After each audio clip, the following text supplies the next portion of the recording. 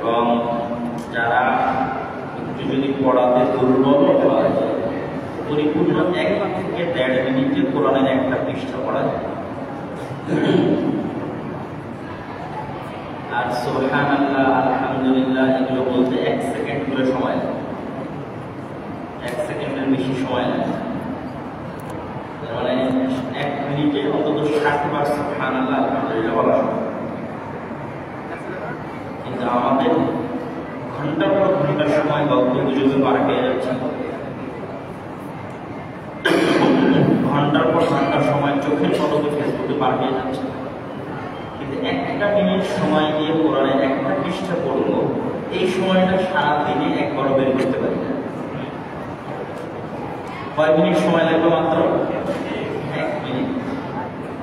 এই 1 মিনিট সময় আমরা বের করতে পারি। এরকম একটা ভয়ঙ্কর অবস্থার মধ্যে দিয়ে আমাদের জীবন পার হচ্ছে। তো এই জন্য রাসূলুল্লাহ সাল্লাল্লাহু আলাইহি ওয়াসাল্লামের একটি হাদিসে মনে রাখতে হবে যে আদম সন্তান বলে আমার ব্যস্ততা, আমার ব্যস্ততা। এই জন্য সে ইবাদতের জন্য সময় পায় না। তো যে ব্যস্ততার কারণে ইবাদতের সময় পায় না, আমি আল্লাহ তারা আরো বেশি ব্যস্ততাতে পূর্ণ করে দেব। আর যে আমার ইবাদতের জন্য শত ব্যস্ততার মধ্যে সময় বের করবে, আমি তার জন্য সময় বের করা আরো সহজ করে দেব। এটা আমাদের জন্য চ্যালেঞ্জ। আমাদের মনে হবে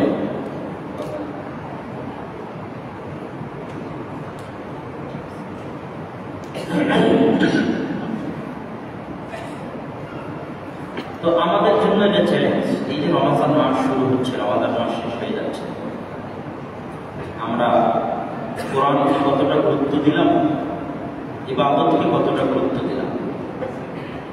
রমজানের সবচেয়ে বেশি গুরুত্বপূর্ণ কি করা উচিত মানুষের?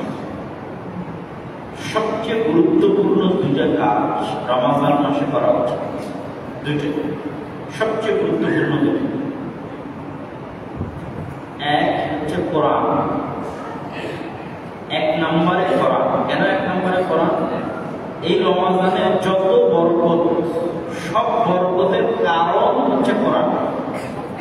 কারণ যে রমজানের ফজিলতে যত হাদিস শুনেছেন, ফাতিহাত আবওয়াবুস সালাম, তারপরে ফাতিহাত আবওয়াবুল জান্নাহ, উগলিকাত আবওয়াবুন নার, সিলসিলাতুশ শায়াতিন, আসমানের দরজা খোলা থাকবে, জান্নাতের দরজা খোলা থাকবে, জাহান্নামের দরজা বন্ধ থাকবে, শয়তান শৃঙ্খলাবদ্ধ থাকবে। এগুলো হচ্ছে এখন তো কেউ জান্নাতেও যাবে না, জাহান্নামেও যাবে না, কেউ আসমানেও ঢুকবে না। এগুলো হচ্ছে প্রতীকী সম্মান। প্রধানমন্ত্রী আসবে তো রাস্তাঘাট চারিদিক বিলবোর্ড, ওয়েলকাম এভরিথিং, অনেক কিছু দিয়ে সাজিয়ে দেওয়া হয়েছে। আমরা যখন মদিনা সৌদি আরবে গেলাম, নতুন বাদশাহ আসলো সালমান বিন আব্দুল আজিজ, যিনি এখনো আছেন। সালমান বিন আব্দুল আজিজ তার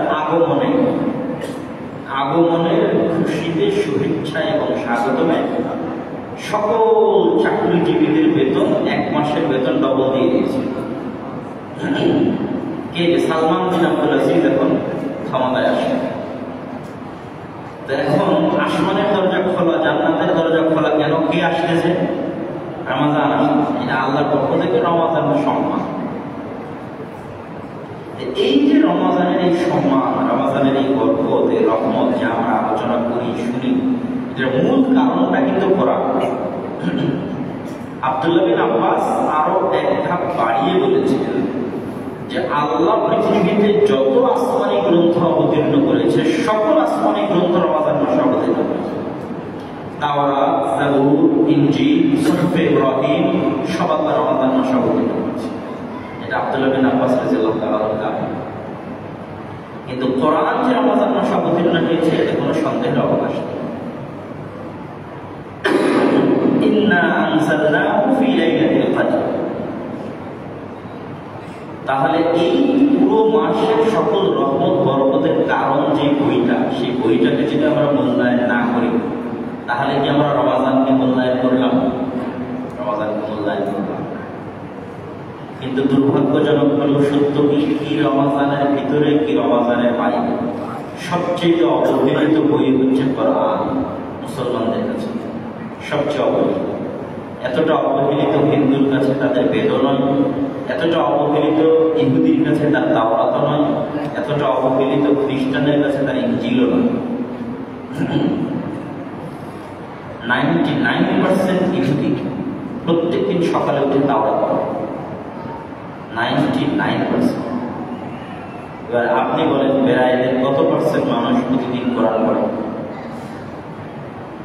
একজন ইহুদির কাছে তার ধর্মীয় কিতাব তাওরাতের যে মূল্য আছে, মুসলমানের কাছে কোরআনের সেই মূল্য নাই। এবং এই কোরআনকে আমরা বানিয়ে দিয়েছি কিতাব মাহজুরা, পরিত্যক্ত কিতাব, মানে আমাদের বাড়িতে পরিত্যক্ত অবস্থায় পড়ে আছে। কোরআন একমাত্র মাদ্রাসার ছাত্রের পড়ার দায়িত্ব, একমাত্র হুজুরের দায়িত্ব, একমাত্র হেফজখানার দায়িত্ব। এই জন্য আমার বাপ মরে গেলে হাফেজ ভাড়া করে নিয়ে এসে কোরআন পড়িয়ে নিই।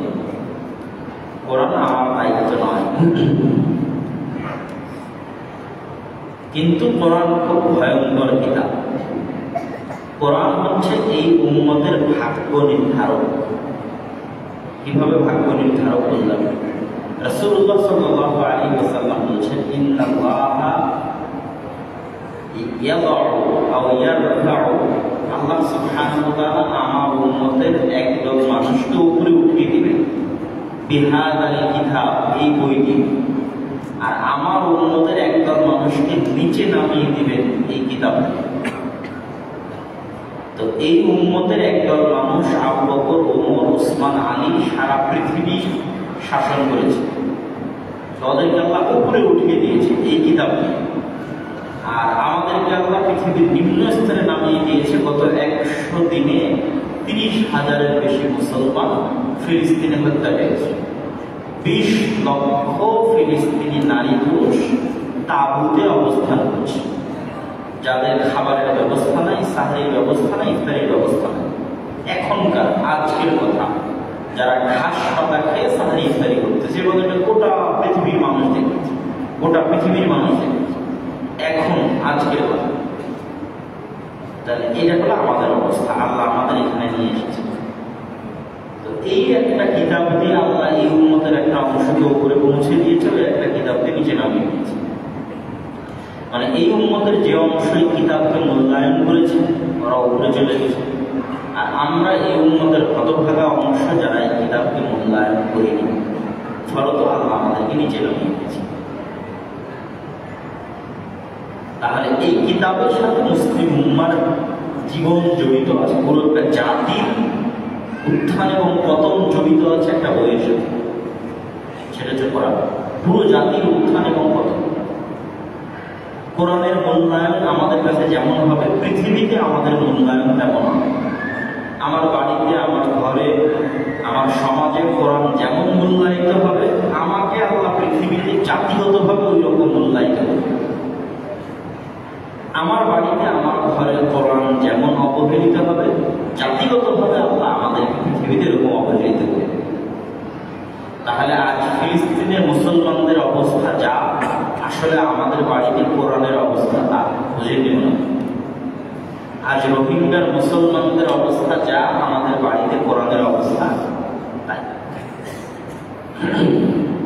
ওদের যেমন ছিন্ন বিচ্ছিন্ন অবস্থা, আমাদের বাড়িতে কোরআনের অবস্থা ছিন্ন বিচ্ছিন্ন, যার কোনো দাম নাই, যার কোনো মূল্য নেই, যাকে না কেউ কোনোদিন পড়ে রাখে, যাকে না কেউ কোনোদিন বুঝার চেষ্টা করে।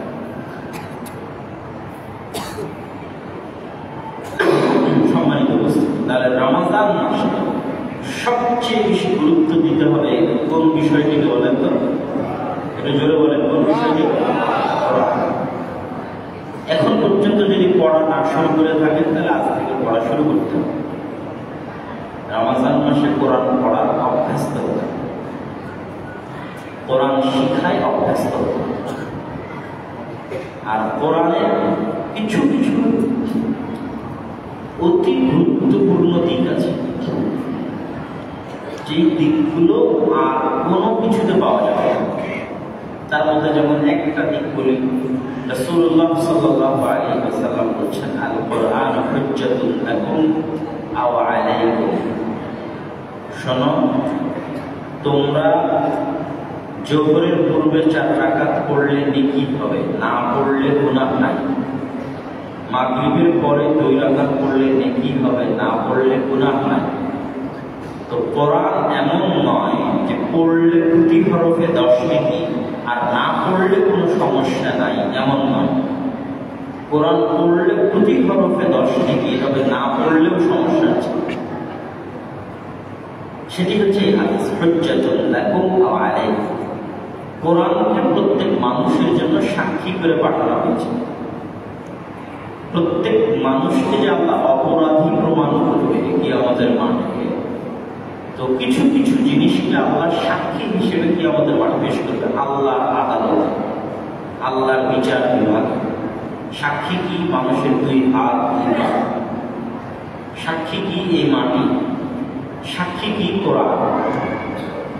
তো এই সাক্ষীগুলোর মধ্যে একটা সাক্ষীকে কোরআন। মাটির কথা আল্লাহ বলেছে, ইয়াউমাইযিন তুহাদ্দিসু আখবারাহা বিআন্না রাব্বাকা আওহা লাহা। আজকে এই মাটি সব খবর বলে দিবে, কেননা আজকে আল্লাহ তাকে আদেশ করেছে বলে দেওয়া। আপনি কি বিশ্বাস করেন যে মাটি কথা বলবেন? বিশ্বাস করেন?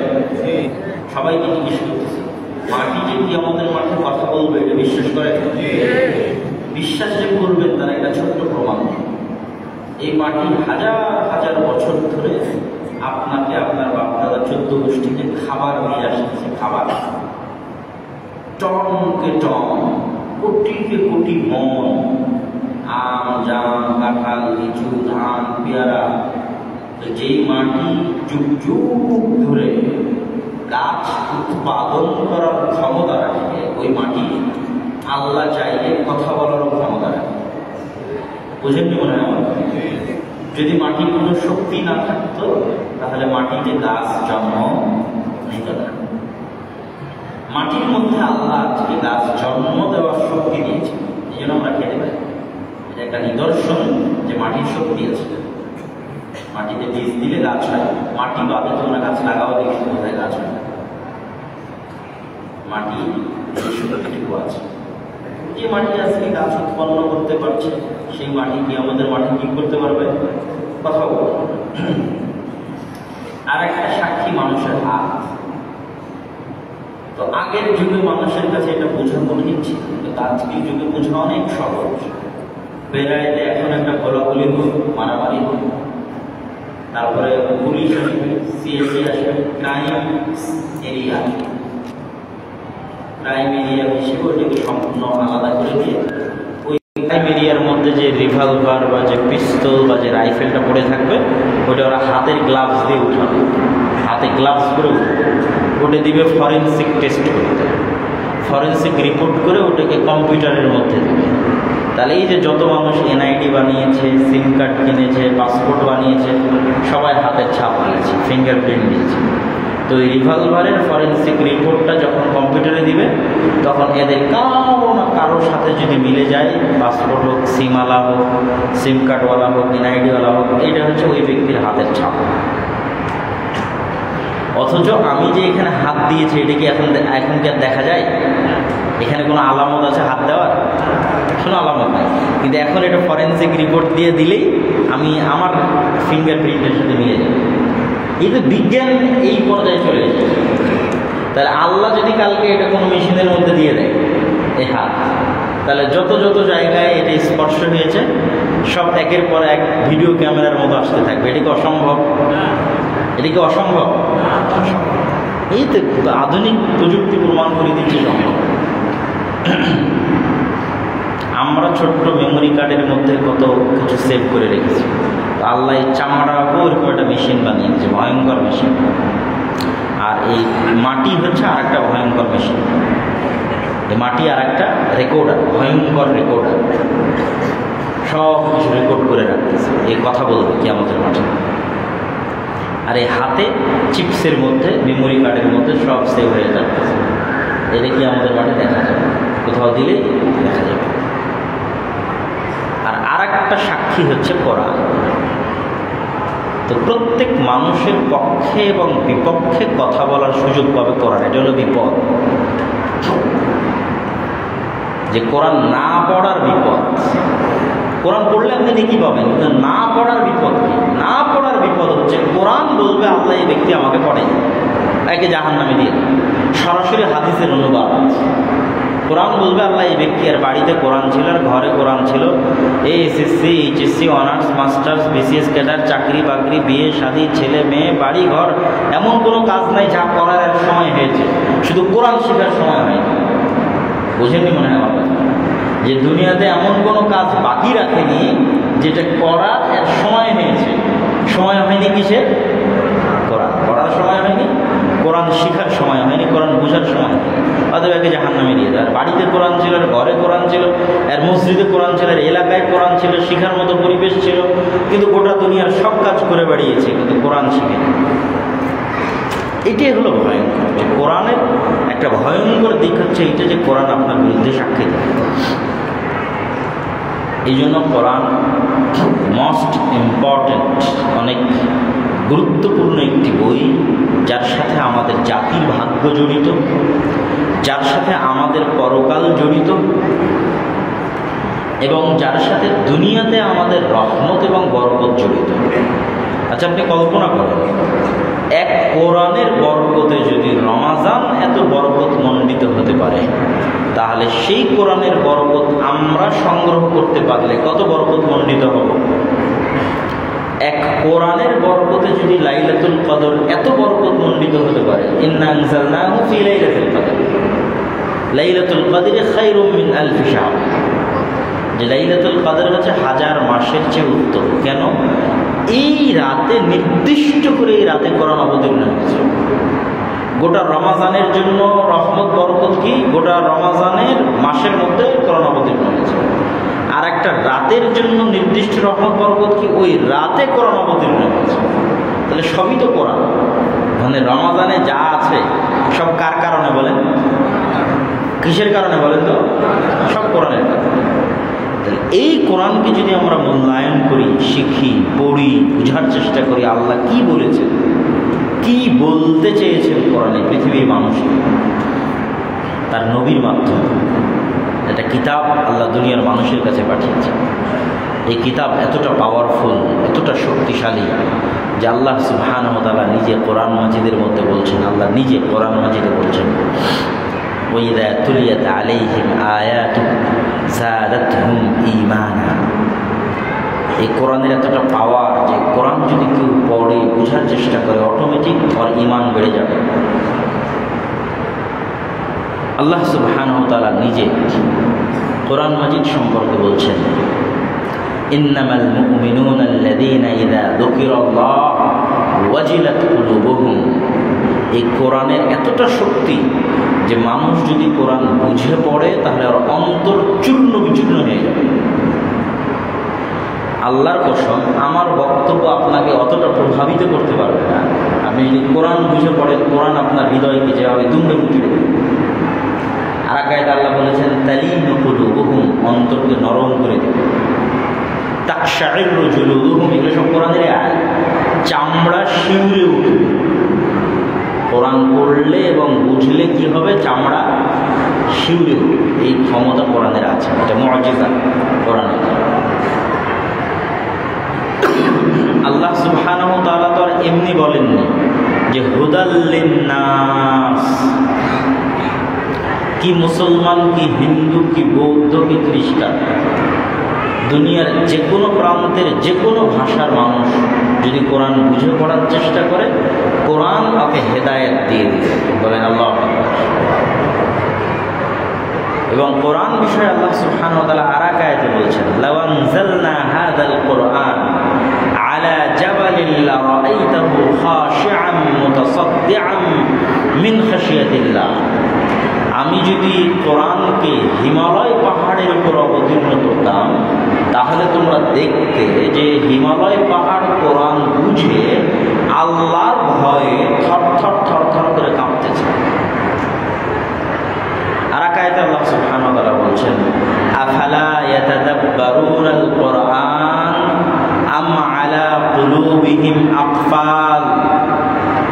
তারা কোরআন বুঝার চেষ্টা করে না কেন? তাদের অন্তরে কি তালা মারা? আফালা ইয়াতাদাব্বারুনাল কোরআন, তারা কোরআন পড়ে বোঝার চেষ্টা করে না কেন? আম আলা কুলুবিহিম আকফাল, না তাদের অন্তরে মোহর মারা, তালা মারা? তালা মারা মোহর মারা অন্তর কোনটা? এই মোহর মারা তালা মারা অন্তরের কথা আল্লাহ কোরআনে বহু জায়গায় বলেছেন। যেমন আর এক আয়াতে আল্লাহ বলেছেন খাতামাল্লাহু আলা কুলুবিহিম, আল্লাহ তাদের অন্তরে মোহর মেরে দিয়েছে। ওয়া আলা আবসারিহিম গিশাওয়া, তাদের চক্ষু এবং তাদের কানের উপর পর্দা ফেলে দিয়েছে। তো চক্ষু কানের উপর পর্দা কি, আর অন্তরের উপর মোহর কি? এটার ব্যাখ্যায় রাসূল সাল্লাল্লাহু আলাইহি ওয়াসাল্লাম বলছেন যে প্রত্যেকটা অন্তর উসিবাত বিল ফিতান, প্রত্যেকটা অন্তরের উপর আল্লাহ ফিতনা পাঠায়। প্রত্যেকটা অন্তরের উপর, প্রত্যেকটা অন্তরের উপর আল্লাহ ফিতনা পাঠায়। যখনই কোনো অন্তর কোনো ফিতনায় পড়ে যায়, বাঁচতে পারে না, ধরা খেয়ে যায়, নুকিতাত ফীহি নুকতাতুন সাওদা, ফিতনায় পড়লেই অন্তরে একটা কালো দাগ পড়ে যায়। তারপরে যখন ইস্তাগফারা ওয়া তাবা, যদি অন্তরে কালো দাগ পড়ে যাওয়ার পর বলে ইস এত বড় ভুল করলাম, কান্নাকাটি করে তওবা ইস্তেগফার করে, তাহলে অন্তর আবার আগের মতো সাদা স্বচ্ছ পরিষ্কার হয়ে যায়। আর যদি তওবা ইস্তেগফার না করে, কান্নাকাটি না করে, আবারও কোনো ফিতনা আসলো, আবারও গুনাহ করে, এইভাবে গুনাহ বাড়তে থাকে। গুনাহ বাড়তে বাড়তে রাসূল সাল্লাল্লাহু আলাইহি ওয়াসাল্লাম বলেছেন যে তোমাদের কারো বাড়িতে খড়ির চুলায় রান্না করা যে পাতিল আছে, এই পাতিলের তলাটা কেমন কালো, তোমরা এই পাতিলটা উল্টিয়ে দিয়ে দেখবা, পাতিল উল্টিয়ে দেখবা যে পাতিলের তলা কেমন কালো। ধোয়ার আগে, মাজার আগে ওই উল্টানো পাতিলের তলা যেমন কালো, এই মানুষের অন্তর তেমন কালো হয়ে গেছে। বলেন আল্লাহ আমাদের এমন অন্তর থেকে হেফাজত করুক, আল্লাহ। এটাই হচ্ছে মোহর মারা। এই অন্তরে আর কোনো প্রভাব নাই, কোরআন পড়লেও প্রভাব নাই, হুজুরের বক্তব্য শুনলেও প্রভাব নাই। খাতামাল্লাহু আলা কুলুবিহিম, এই অন্তর খুব ভয়ঙ্কর। আল্লাহ যেন আমাদেরকে এই অন্তর না দেয়, বলেন আল্লাহ। আমাদের অন্তরে যেন অন্তত কোরআন পড়লে প্রভাব হয়, পাপ করলে যেন আফসোস হয়, গুনাহ করলে যেন তওবা করার তৌফিক হয়, বলেন আল্লাহ। এটা অনুশোচনা থেকে আসে। অন্তর তিন প্রকার। এই যে অন্তর এরকম কালো হয়ে যায়, এটাই হচ্ছে আম্মারা। এটা পরিপূর্ণ শয়তানের গোলাম হয়ে গেছে, একদম ফুল সারেন্ডার শয়তানের সঙ্গে। কেমন ভাবে শয়তানের সঙ্গে সারেন্ডার? একে শয়তান যখন যেটা করতে বলে কোনো প্রকার দ্বিধা ও হিতাহিত জ্ঞান ছাড়াও ওটাই করে। এর না সালাদ ছাড়তে কষ্ট লাগে, এর না সিয়াম ছাড়তে কষ্ট লাগে, এর না জেনা করতে কষ্ট লাগে, এর না সুদ খেতে কষ্ট লাগে, এর না দাড়ি কাটতে কষ্ট লাগে, এর না হারাম খেতে কষ্ট লাগে, এর না কাউকে গালি দিতে কষ্ট লাগে, এর না কারো সম্পদ অন্যায়ভাবে দখল করতে কষ্ট লাগে। কেন? এর অন্তর পরিপূর্ণরূপে কার গোলাম হয়ে গেছে? শয়তানের গোলাম। একে শয়তান খারাপের আদেশ দেয় আর ও শয়তানের গোলামি কবুল করে নিয়েছে। আপনি আশ্চর্য হবেন, পৃথিবীতে এমনও মানুষ আছে, একজন নিজের অজান্তে শয়তানের গোলাম হয়ে গেছে সেটা আলাদা। পৃথিবীতে এমনও মানুষ আছে যারা স্বেচ্ছায় শয়তানের গোলামি করে, জেনে বুঝে শয়তানকে সন্তুষ্ট করতে চায়, শয়তানের ইবাদত করতে চায়। যেমন এই যে ট্রান্সজেন্ডারটা সম্পূর্ণরূপে শয়তানের প্রজেক্ট। এর মধ্যে যারা যারা যুক্ত এরা সবগুলো হচ্ছে 100% শয়তানের গোলাম। এদেরকে শয়তান বলে যে তুই পেশাব পায়খানা পরিষ্কার না করে, অজু গোসল না করে 15 দিন থাক। তো 15 দিন অজু নাই, গোসল নাই, নামাজ নাই, কালাম নাই, 15 দিন 20 দিন এইভাবে নিকৃষ্ট পশুর মতো জীবনযাপন করছে। মনুষ্যত্বের জায়গা থেকে নিচে নেমে গেছে। আর একটা অন্তর কি লাওয়ামা, যেটা বেশিরভাগ আমাদের মতো যারা অন্তত আজকে আমরা মসজিদে এসেছি তার অন্তরে চুল পরিমাণ অনুশোচন আসে বলে মসজিদে এসেছে, এটা নাফসে লাওয়ামা। এর ভালো হওয়ার সম্ভাবনা আছে, এটা জান্নাতে যাওয়ার সম্ভাবনা আছে। এই গুনাহ করে আবার আফসোস করে, কোরআন পড়লে আবার চোখ দিয়ে পানি বের হয়। কোরআনের এই ক্ষমতা আছে, পড়লে চোখ দিয়ে পানি বের হয়। এই পাওয়ার, এই সক্ষমতা কোরআনের আছে, এটা আল্লাহ কোরআনকে দিয়েছে। এর কোনো ধর্মীয় দিনই অনুষ্ঠানের আলোচনা শুনলে অন্তরে আফসোস করে, যে নাফসে লাওয়ামা। আর সর্বোচ্চ স্তরের আত্মা হচ্ছে নাফসে মুতমাইন্না, যারকে শয়তান কোনো মতেই কাবু করতে পারে না, এটা হচ্ছে নাফসে মুতমাইন্না। এর অন্তর পরিপূর্ণরূপে আল্লাহর সাথে সাক্ষাতের জন্য প্রস্তুত। এই নাফসে মুতমাইন্নার ব্যাখ্যা সচক্ষে আমি দেখেছি করোনার সময়। কেমনে সেটাও প্রথম দিকে আইসিইউ ইউনিটগুলোতে বা করোনার জন্য বিশেষায়িত যে ইউনিট ছিল সেগুলোতে তেমন প্রয়োজন পড়েনি, যাওয়া হয়।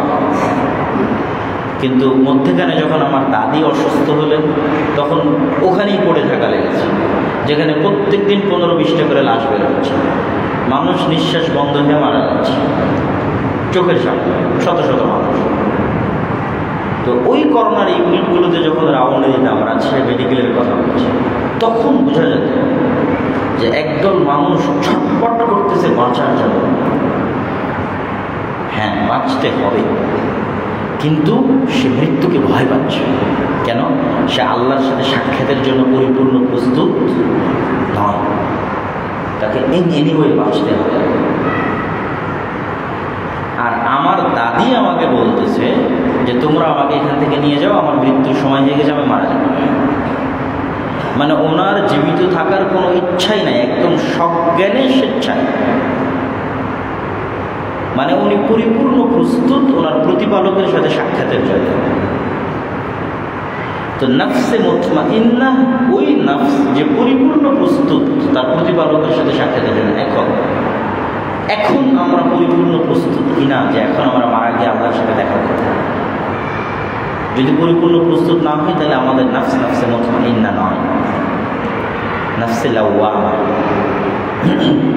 নাফসে মুতমাইন্না যে 24 ঘন্টার যে কোনো সময় পরিপূর্ণ প্রস্তুত তার প্রতিপালকের সাথে সাক্ষাতের জন্য। তার কোনো মৃত্যু ভয় নেই, তার বাঁচলেই কি তার মরলেই কি সমান, তার দুনিয়ায় কি তার পরকালে কি সমান। যেমন সাহাবীরা ছিলেন। তো আমরা আলোচনা করছিলাম যে এই কোরআন মানুষের অন্তরকে প্রভাবিত করে। আলা বিযিকরিল্লাহি তাতমাইন্নুল কুলুব। কোরআন তেলাওয়াত করলে, কোরআন পড়লে, কোরআন বুঝলে মানুষের অন্তরগুলো প্রশান্ত হয়, ঠান্ডা হয়, প্রশান্তি পায়। কোরআন পড়লে এবং কোরআন বুঝলে। তাহলে কোরআনের যে ব্যতিক্রম দিকগুলো আমরা আলোচনা করলাম, যে কোরআনের সাথে মুসলিম উম্মার ভাগ্য নির্ধারিত। কোরআন পরকালের জন্য আমাদের জন্য বিপক্ষে সাক্ষী দিবে, এটা ভয়ঙ্কর। কোরআনের বরকতি রমাজানের বরকত, কোরআনের বরকতি লাইলাতুল কদরের বরকত। কোরআন মানুষের অন্তরকে প্রশান্তি দিতে পারে, প্রভাবিত করতে পারে, নরম করতে পারে, চামড়া শিউরে তুলতে পারে, পাহাড়কে চূর্ণ বিচূর্ণ করে দিতে পারে, কাঁপিয়ে দিতে পারে। এটা বৈশিষ্ট্য কোরআনের।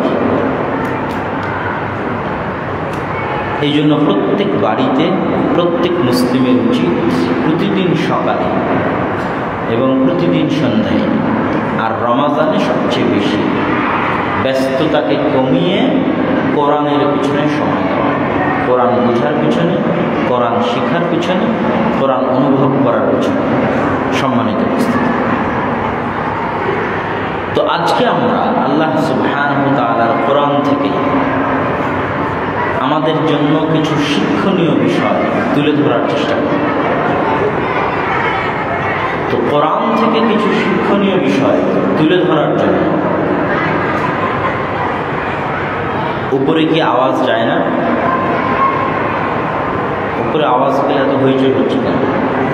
আমার তো মনে আওয়াজ যায় না। হ্যাঁ, অবশ্যই কোনো সমস্যা হচ্ছে, না হলে তো এরকম আওয়াজ হওয়ার কথা নয়। তো আমরা আজকে কোরআন থেকে কিছু জিনিস তুলে ধরব। তো আমাদের প্রথম টপিক থাকবে সূরা ফাতিহা। আমরা যে আমাদের 5 ওয়াক্ত সালাতে সূরা ফাতিহা পড়ি,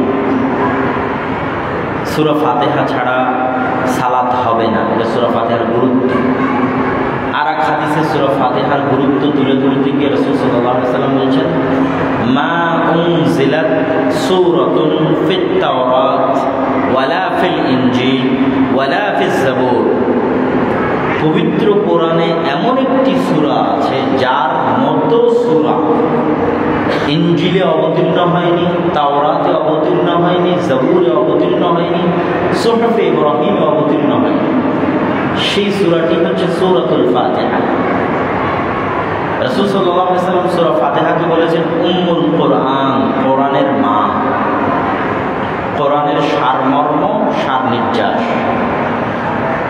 আর লা সালাতা লিমান লাম ইয়াকরা বিফাতিহাতিল কিতাব, সূরা ফাতিহা না পড়লে সালাত হবে না। তো আজকে আমরা কোরআনের এই গুরুত্বপূর্ণ আলোচনায় সূরা ফাতিহা সম্পর্কে কিছু জানি এবং শিখি। যে সূরা ফাতিহাতে আমরা কি বলি? আলহামদুলিল্লাহি রাব্বিল আলামিন, প্রশংসা রব্বুল আলামিনের। কিন্তু এই ছোট্ট বাক্যের মধ্যে অনেক কিছু লুকিয়ে আছে। যেমন এক নাম্বার হচ্ছে আমরা যখন বক্তব্য দিই তখন আমরা বলি নাহমাদুহু ওয়া নুসাল্লি আলা রাসূলিহিল কারীম বা নাহমাদুহু ওয়া নাস্তাগফিরুহু ওয়া নাউযু বিল্লাহি মিন শুরুরি আনফুসিনা। আমরা বলছি নাহমাদুহু। নাহমাদুটা হচ্ছে টেন্স, ফি'ল, ভার্ব, ক্রিয়া। করছি, করব, আল্লাহর প্রশংসা করছি, আল্লাহর প্রশংসা করব। আর আলহামদু, এই হামদ, এটা কোনো ভার্ব নয়, কোনো ক্রিয়া নয়, করছি করব নয়, এটা ইসম, বিশেষ্য, মাসদার, ক্রিয়ামূল। আলহামদু, হামদ কেন? আরবিতে মাদাহ মানেও প্রশংসা, শুকর মানেও শুকরিয়া, কারো প্রশংসা করা। তো মাদাহ কারো প্রশংসা করার জন্য ব্যবহার হয় এই কারণে যে আজকে আমার বক্তব্য শুনে আপনাদের ভালো লেগেছে, আপনারা বললেন আব্দুল্লাহ অনেক ভালো বক্তব্য দিয়েছে, মসজিদটা দেখে আপনাদের মনে হলো অনেক সুন্দর মসজিদ তৈরি করেছে। কারো চেহারা সুন্দর, মাশাআল্লাহ অনেক সুন্দর চেহারা হতে পারে। তো এই যে সামনাসামনি গুণটা দেখে আপনি প্রশংসা করতেছেন, এটাকে বলা হয় মাদাহ। তো আমরা যে আল্লাহর প্রশংসা করব, আমরা কি আল্লাহকে দেখেছি? আমরা কি কেউ আল্লাহকে দেখেছি? দেখি। 2 নম্বর হচ্ছে শুকরিয়া। শুকরিয়া কি? আপনি আমাকে আজকে এখানে আলোচনা করার সুযোগ দিয়েছেন, শুকরিয়া। আপনারা বলবেন আব্দুল্লাহ ভাই এত ব্যস্ততার মধ্যে আপনি এখানে এসেছেন, শুকরিয়া। তথা ইনস্ট্যান্ট সাথে সাথে কোনো সহযোগিতা পেয়ে কারো কৃতজ্ঞতা জানানো। আপনি আমাকে সহযোগিতাটা করলেন, আপনার কৃতজ্ঞতা, আপনার শুকরিয়া। তা এখন যে আপনার ছেলে মারা গেল, তো আপনি আল্লাহর কি শুকরিয়া আদায় করবেন? এখন তো ছেলে মারা গেছে, এখন তো আপনার সব টাকা হারিয়ে গেছে, তো কি শুকরিয়া আদায় করবেন? এই জন্য শুকরিয়া শব্দ ব্যবহার করা হয়নি, এই জন্য মাদাহ শব্দ ব্যবহার করা হয়নি, ব্যবহার করা হয়েছে হামদ। দেখারও সুযোগ নাই, এটা বোঝারও সুযোগ নাই যে আপনি কি অবস্থায় আছেন। আল্লাহ সুবহানাহু ওয়া তাআলার প্রশংসা এইভাবে যে আপনার এটা দেখারও সুযোগ নাই যে আল্লাহ কেমন, কথাটা বুঝুন। এবং আল্লাহ সুবহানাহু ওয়া তাআলার প্রশংসা এইভাবে যে আপনি কোন অবস্থায় আছেন এটা বিবেচনা করার সুযোগ নেই। দুই নম্বর, শুরুতে যে আলিফ লাম দেওয়া হয়েছে আলহামদু, এই আলিফ লামকে আরবিতে বলা হয় আলিফ লাম লিল ইস্তিগরাক, প্রশংসা বলতে যা বোঝায়। প্রশংসার কোনো শুরু এবং শেষ নাই। এটা একটু উদাহরণ দিই। প্রধানমন্ত্রী যখন কোনো অনুষ্ঠানে উপস্থিত হয় তখন কে কত প্রশংসা করতে পারে, কার কত বাংলা সাহিত্য জানা আছে আর কার কত কবিতা জানা আছে। আপনি দেখেন বাংলাদেশে এখন পর্যন্ত শেখ মুজিবুর রহমানের প্রশংসায় কত বই লেখা হয়েছে।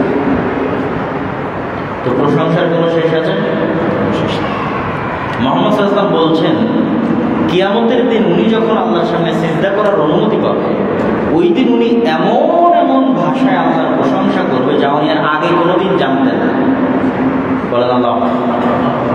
তো এই জন্য প্রশংসার কোনো লিমিট রাখা হয়নি। আল্লাহ যা দিয়ে, যত ভাষা দিয়ে আমার জানা নাই, আমার বোঝে নাই, আমি বলতে পারছি না, আমি জানাতে পারছি না, প্রকাশ করতে পারছি না, যত রকমের ভাষায়, যত রকমের মনোভাবে, যত রকমের ভঙ্গিমায় দুনিয়াতে যত রকমের প্রশংসা হতে পারে, সকল প্রশংসা এক, সকল প্রশংসা সর্বাবস্থায় প্রশংসা, সর্বাবস্থায়। আমার ছেলে মারা গেছে তখনও, আমার জমি জায়গা ধ্বংস হয়ে গেছে আর একজন দখল করে নিয়েছে তখনও, এবং আমি আপনাকে দেখতে পাচ্ছি কি পাচ্ছি না, আপনি আমার প্রতি কি ব্যবহার করছেন, কি দয়া অনুগ্রহ করছেন সেটা বুঝতে পারছি কি পারছি না, সেগুলো সকল কিছু বাদ দিয়ে সর্বাবস্থায়, সকল পরিস্থিতিতে, দুনিয়ার যত ভাষা আছে সকল ভাষায় যতভাবে প্রশংসা করা সম্ভব ততভাবে এখন করছি,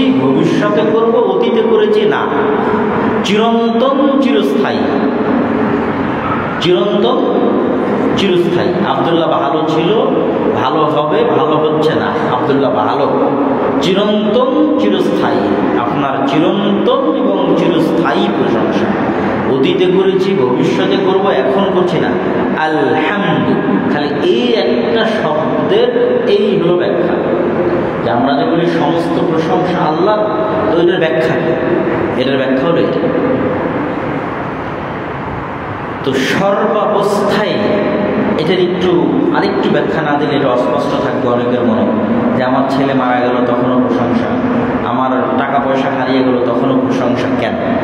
এটাও একটু ভেঙে দিই। আল্লাহ সুবহানাহু ওয়া তাআলা কোরআন মাজিদের আরেক আয়াতে বলেছেন, আল্লাহ সুবহানাহু ওয়া তাআলা বলছেন যে যখন তারা কোনো বিপদে পড়ে বলে ইন্না লিল্লাহি ওয়া ইন্না ইলাইহি রাজিউন, যখন বিপদে পড়ে তখন বলে হে আল্লাহ আমরা আপনার, ওয়া ইন্না ইলাইহি রাজিউন আমরা আপনার দিকে ফিরে যাব। এই বাক্যটা কিন্তু আমরা বুঝি না, এটা বুঝলে প্রশংসাটা আপনি বুঝতে পারবেন। এখন মনে করেন আপনার ছেলে পানিতে ডুবে মারা গেল, এখন আপনি বললেন ইন্না লিল্লাহ, ইন্না লিল্লাহ মানে আমি তো আল্লাহ, বুঝেন, আমি তো আমার মালিক নই, তো আমার ছেলের মালিক কবে হলো? বুঝতে পারেন? আমি কার সম্পদ? আমি কার সম্পদ? আল্লাহর সম্পদ। আরে আমি তো আমার নিজের জীবন মৃত্যুর মালিক না। ইন্না লিল্লাহ, আমি আল্লাহ, তো আমাকে যা কিছু দিয়েছে সেগুলো কার? আল্লাহ। তাহলে আমি যদি এখন মরে যেতাম, এটা ঠেকানোর কোনো বুদ্ধি উপায় আমার কাছে ছিল? আমি আল্লাহ, ওয়া ইন্না ইলাইহি রাজিউন, এবং আমি আল্লাহর কাছে ফিরে যাব। তাহলে এই একটা জিনিসের মধ্যে আল্লাহ বুঝিয়ে দিয়েছে মানুষকে, যে আপনার টাকা পয়সা হারিয়ে যাক, ধন সম্পদ হারিয়ে যাক, জমি জায়গা হারিয়ে যাক, বাড়ি গাড়ি হারিয়ে যাক, আপনার সকল কিছু হারিয়ে যাক, এগুলো সবগুলোর মালিককে, একটু কথা বলতে হবে, এগুলো সবগুলোর মালিককে আল্লাহ। আল্লাহ। তাহলে আমি আল্লাহ, তাহলে যেগুলো হারিয়ে গেল এগুলো কার ছিল? আল্লাহরই ছিল। এই জন্য ইবনুল কাইয়িম রাহিমাহুল্লাহ বলছেন সবর আর রেজার মধ্যে পার্থক্য আছে।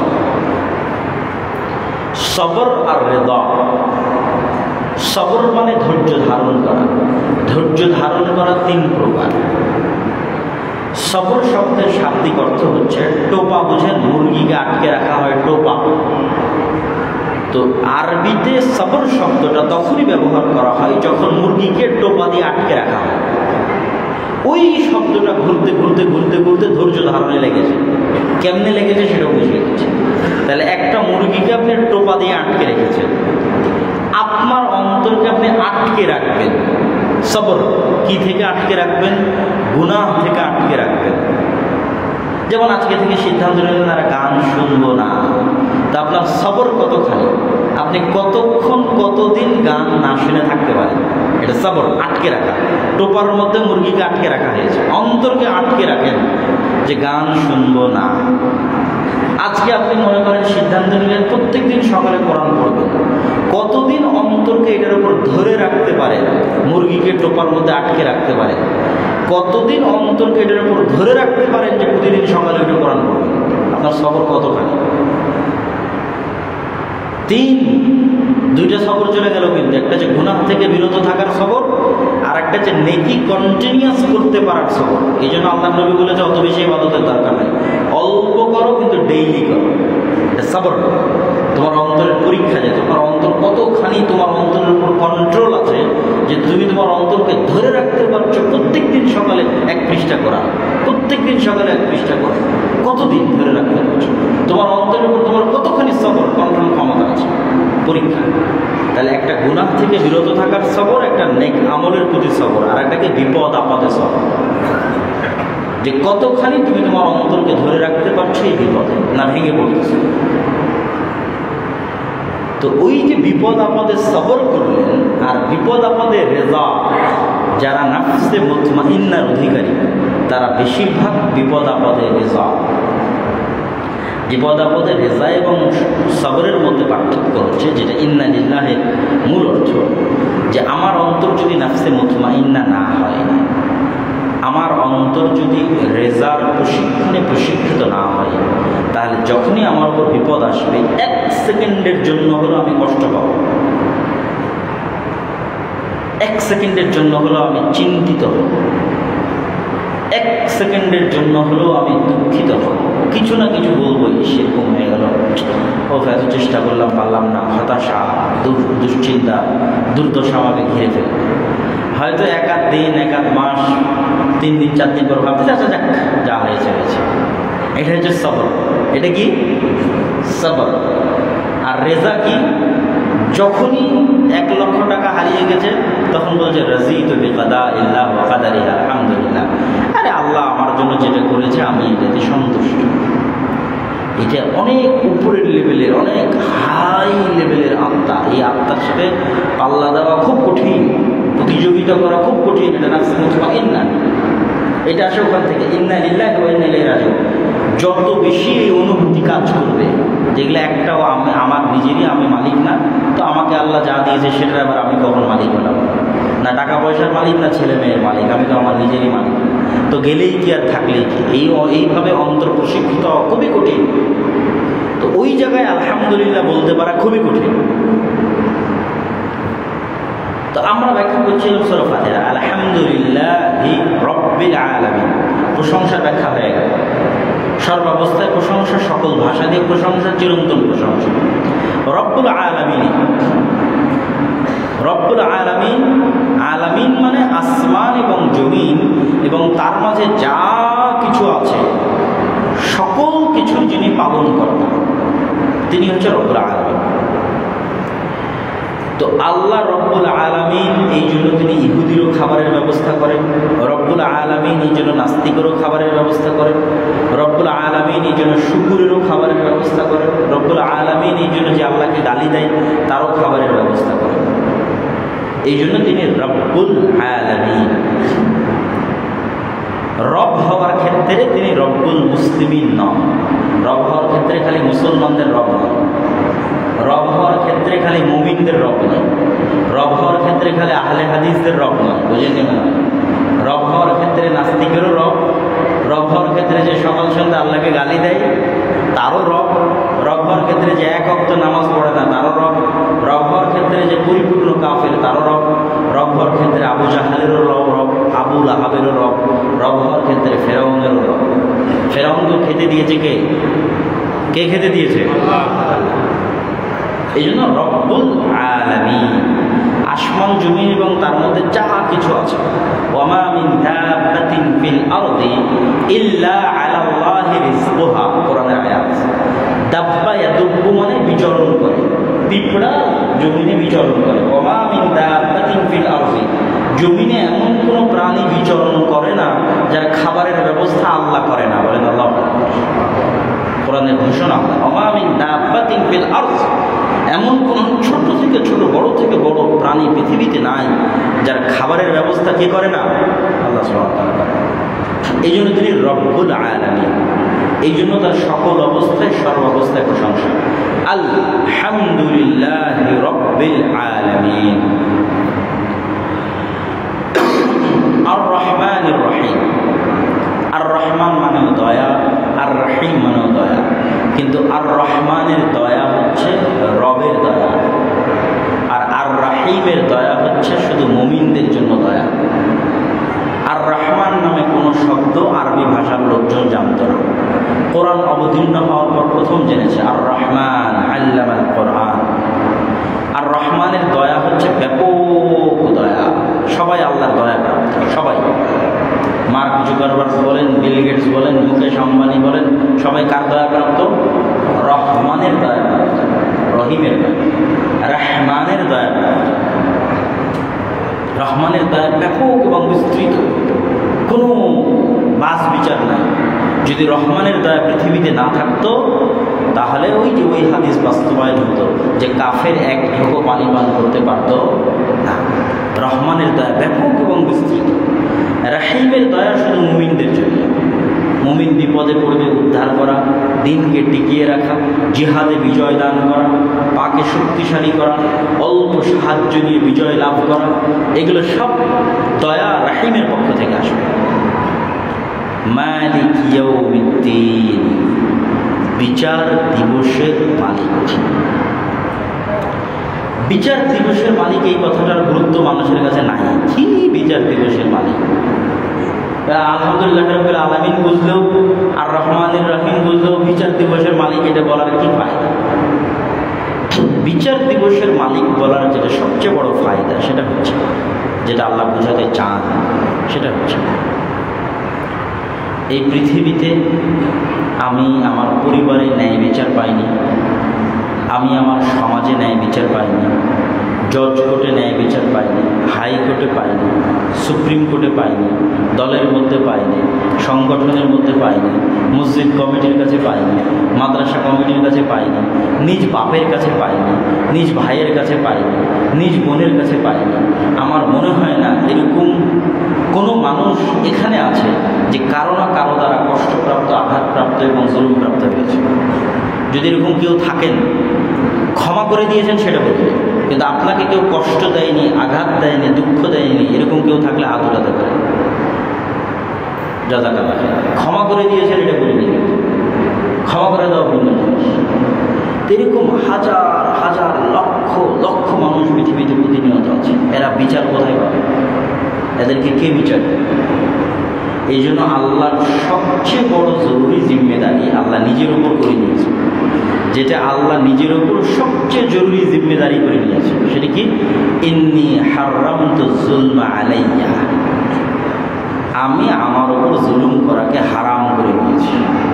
কে কাফের, কে মুশরিক, কে মুনাফিক এটা আমি দেখব না, কে মুমিন কে কি এটা আমি দেখব না, কে হিন্দু কে বৌদ্ধ এটা আমি দেখব না। কেউ যদি কারো উপর জুলুম করে থাকে, অত্যাচার করে থাকে, তাহলে আমি রব্বুল আলামিন হিসেবে ও পৃথিবীর কোথাও যদি বিচার না পায়, কিয়ামতের মাঠে আর বিচার করে দেওয়া আমার দায়িত্ব। কেন? ওই দিনের মালিক আমি, মালিক ইয়াউমিদ্দিন, বিচার দিবসের মালিক আমি। ওই দিন হবে আসল বিচার। ওই দিন বিচার করতে করতে করতে করতে আল্লাহ এত বেশি পরিমাণে ন্যায় বিচার প্রতিষ্ঠা করবেন যে মানুষ এবং জিনের মধ্যে তো ন্যায় বিচার করবেন, পশু প্রাণীর মধ্যে ন্যায় বিচার, যে কোনো একটা খাসি আর একটা খাসিকে অন্যায়ভাবে দুটো গুদা মেরে নিয়েছে, আর শক্তি বেশি ছিল তাই, তাহলে ওটাও আল্লাহ কিয়ামতের মাঠে আদায় করে দিবেন না, তোমাকে শিং দিয়ে দিলাম, তুমি আগে দুটো মেরে নাও। বলেন আল্লাহ।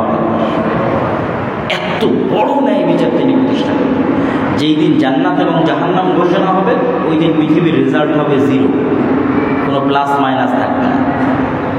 মানে কেউ একটু বেশি পেয়েছে আর কেউ একটু কম পেয়েছে, সারা পৃথিবীতে এগুলো সব আল্লাহ মিট করে দিয়ে কী করবে?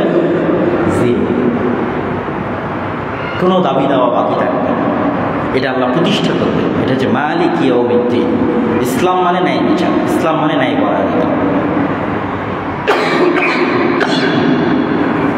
যেটা আমরা মনে করেছি ইসলাম মানে সালাত, ইসলাম মানে সিয়াম, ইসলাম মানে হজ, ইসলাম মানে জাকাত, দিয়ে দেখবেন এখানেও এরকম কত মানুষ আছে আল্লাহ না করে, যে 30 দিন সিয়াম পালন করতেছে, ইফতারি করতেছে, মসজিদে 5 ওয়াক্ত সালাতে উপস্থিত হচ্ছে, কিন্তু তার বোনকে তার বাপের সম্পত্তিতে ভাগ দেয়নি। তাহলে সে কি ইসলাম বুঝেছে? আপনি কি মনে করেন ইসলাম বুঝেছে? তখনই না।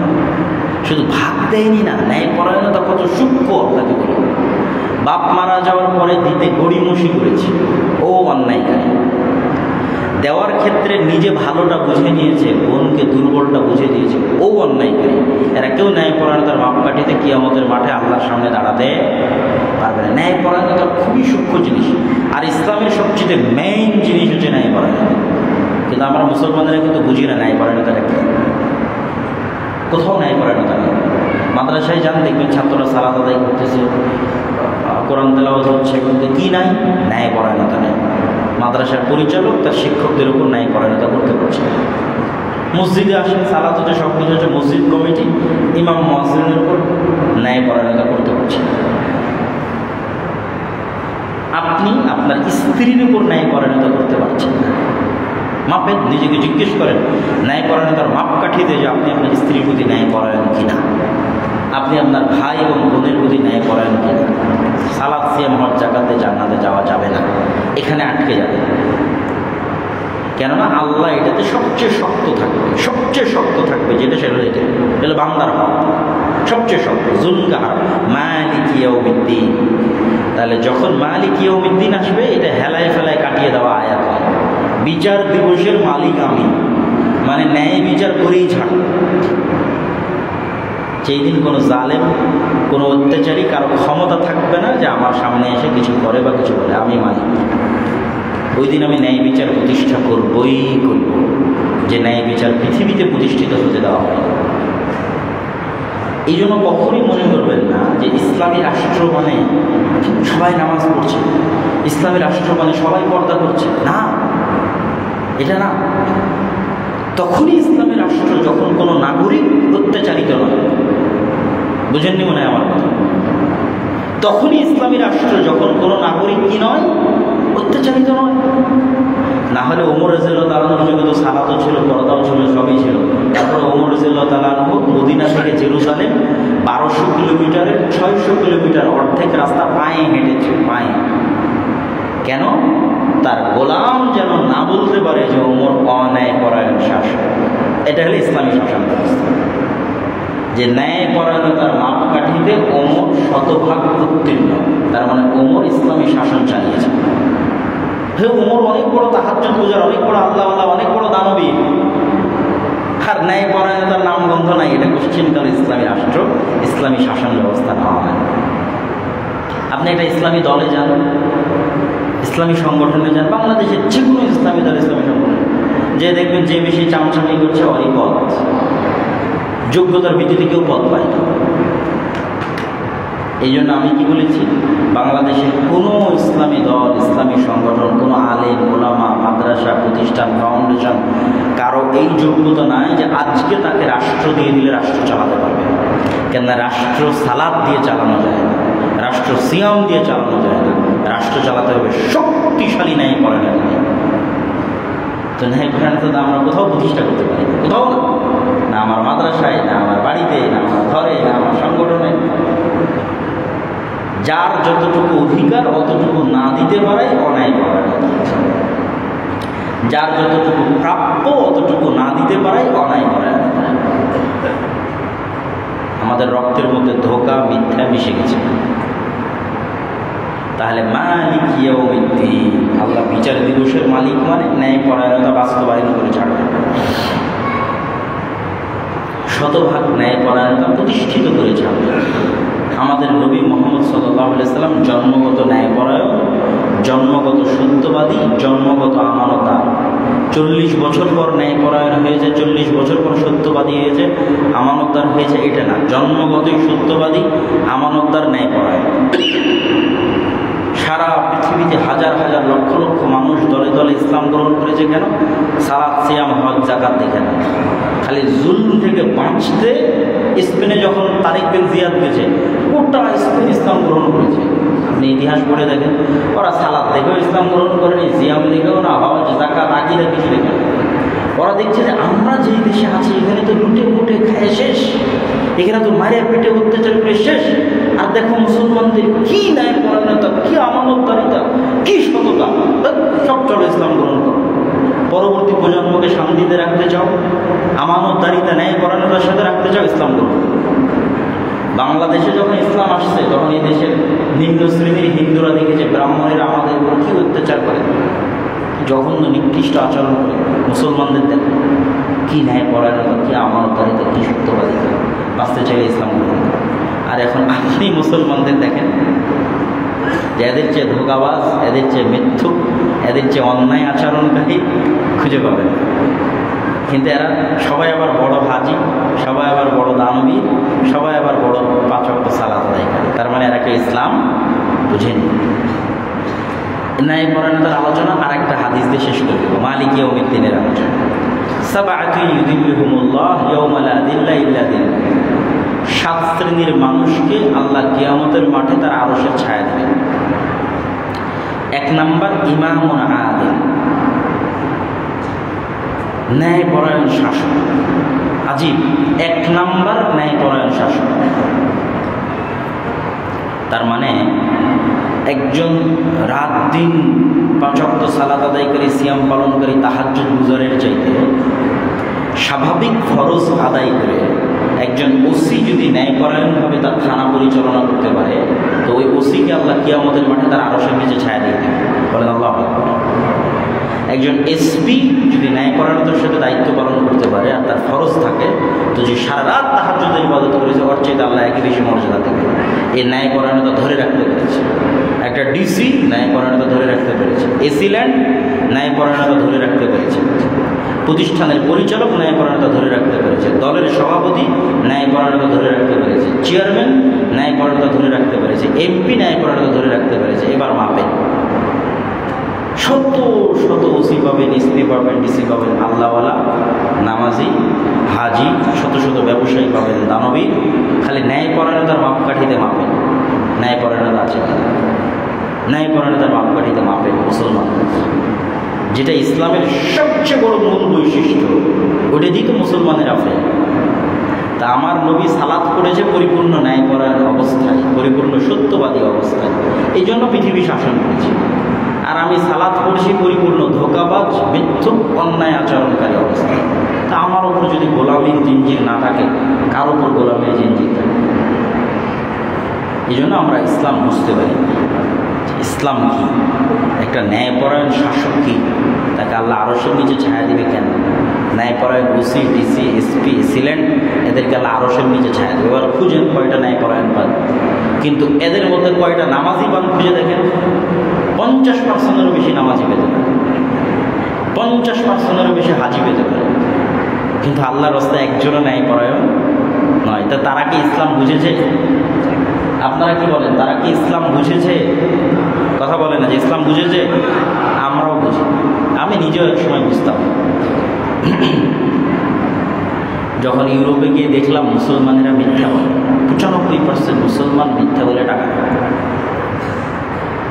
আর তাদের মধ্যে চুল পরিমাণ হলেও ন্যায়পরায়ণতা আছে। তখন বুঝলাম এটাই তো ইসলাম। ইসলামে তো সব হচ্ছে ন্যায়পরায়ণতা আগে, বাকিগুলো পরে। এটাতে গরমিল থাকলে বাঁচার উপায় নাই, এটাতে আল্লাহ ক্ষমার কোনো রাস্তা রাখে না। সালাত মিস গেলে ক্ষমার রাস্তা আছে, সিয়াম মিস গেলে ক্ষমার রাস্তা আছে, জেনা হয়ে গেলে ক্ষমার রাস্তা আছে।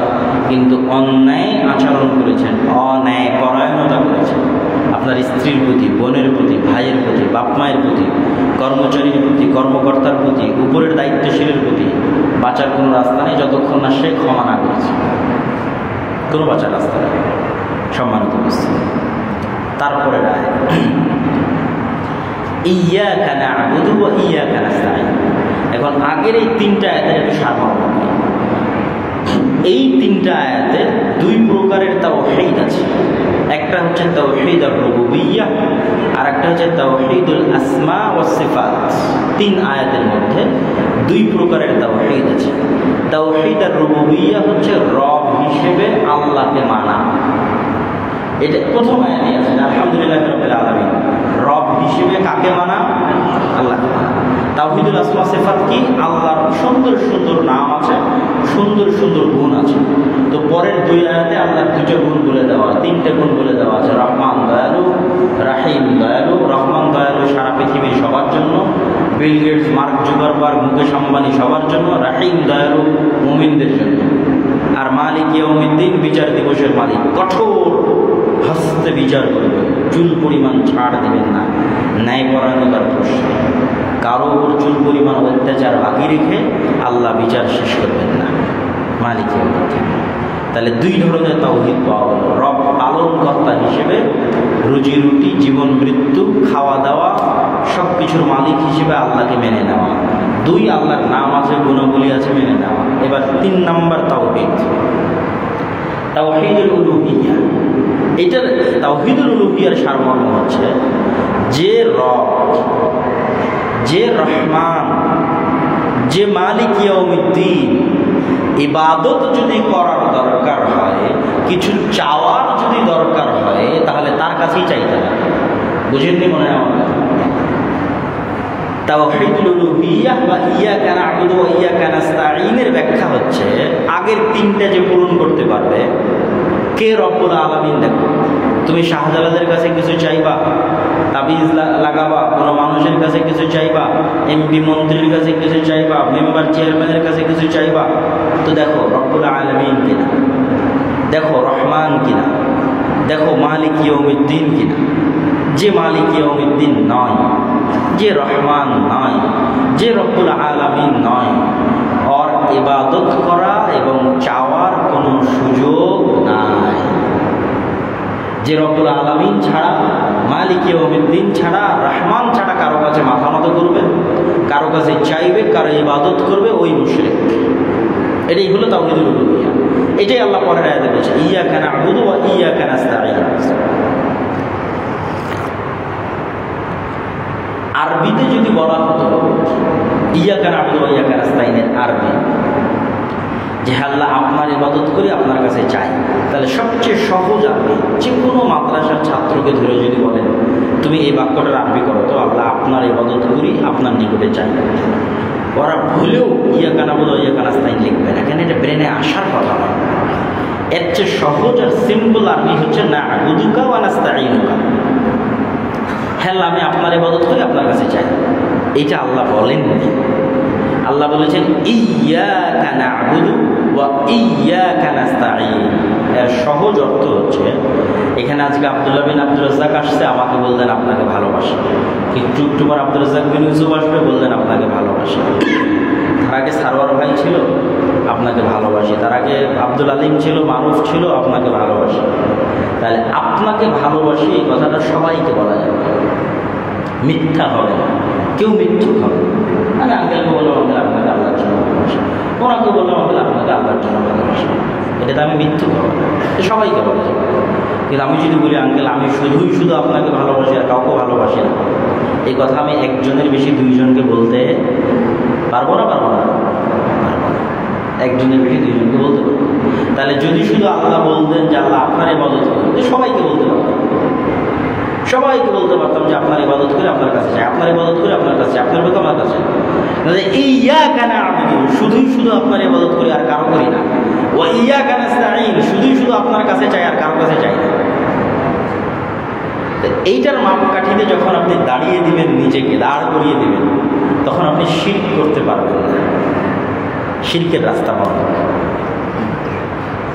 সম্মানিত উপস্থিতি, এই জন্য আমরা যে কালিমাটা পড়ি লা ইলাহা ইল্লাল্লাহ, এই কালেমাটাকে এরকম করা হয়নি যে লা রব্বা ইল্লাল্লাহ, আল্লাহ ব্যতীত কোনো রব নাই।